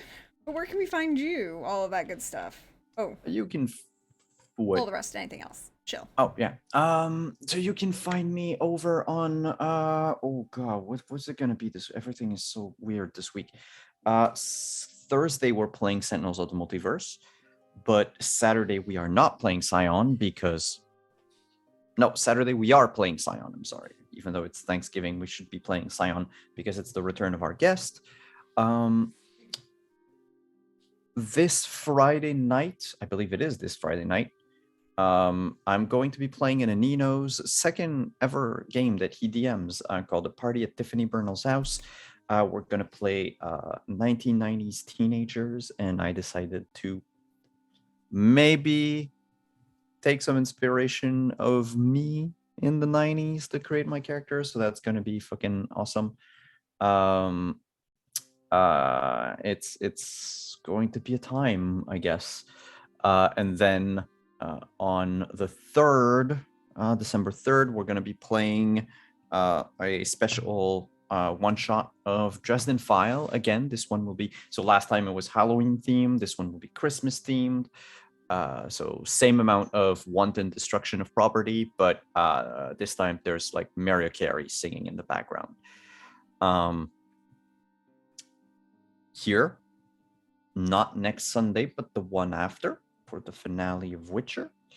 Now, hopefully things are going to be fall into place for other projects come early December. There's a slew of things coming over to the Wandering Society in 2022. Not going to pronounce myself on any dates yet, but we are looking at streaming 6 days a week. But I am not going to be streaming 6 days a week. So that's fucking nice. But yes, we're going to be showing you new games, new people, new stuff all through the week for at least the first 3 months of 2022. And then we'll probably rotate, shows and casts and all that. So be sure to come check it out. if you want, of course, I'm always going to be here for Witcher and anything else that Prax is doing. That's it. Well, that's good. That's good. And as for me, hey y'all, you know me. I'm at Dear Gentleman on Twitter, Praxorth Esmiophores. You see me around here on Twitch. Your friendly neighborhood Prax. I am so glad that we're getting to do this, and I love everyone, and I'm so glad that you guys choose to keep playing this wonderful game with me, so I will work it out with everyone to keep telling the story and have everybody show up, because you are all fabulous, and it makes sense. Also, yes, totally not expecting for Ardzo to be like, well, I got some family shit to deal with, and I don't know where they are. Well, I need to hire a man-at-arms, so I'm gonna go back to what I know, and I have no money, so I'm just gonna go make some shit ton of cocaine! Fistex, excuse me. And sell that to become a drug dealer. And then, quite enjoyed things. Look, I didn't choose to fire a spell at the mirror. I just had things happen after you fired a spell at the mirror and broke it. After you drew the attention of a being.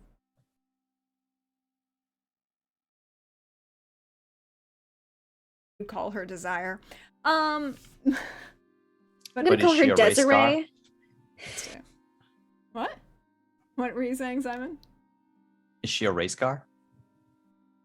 No. No, it's a tram. It's a shit, tram. what's the name? A of it? streetcar It's is a Streetcar. trolley. Yeah, The streetcar named Desire is a trolley. Streetcar. Yeah. The name of the play is Streetcar Named Desire. The line you're looking for is Stella! But I'm not drunk enough to do it.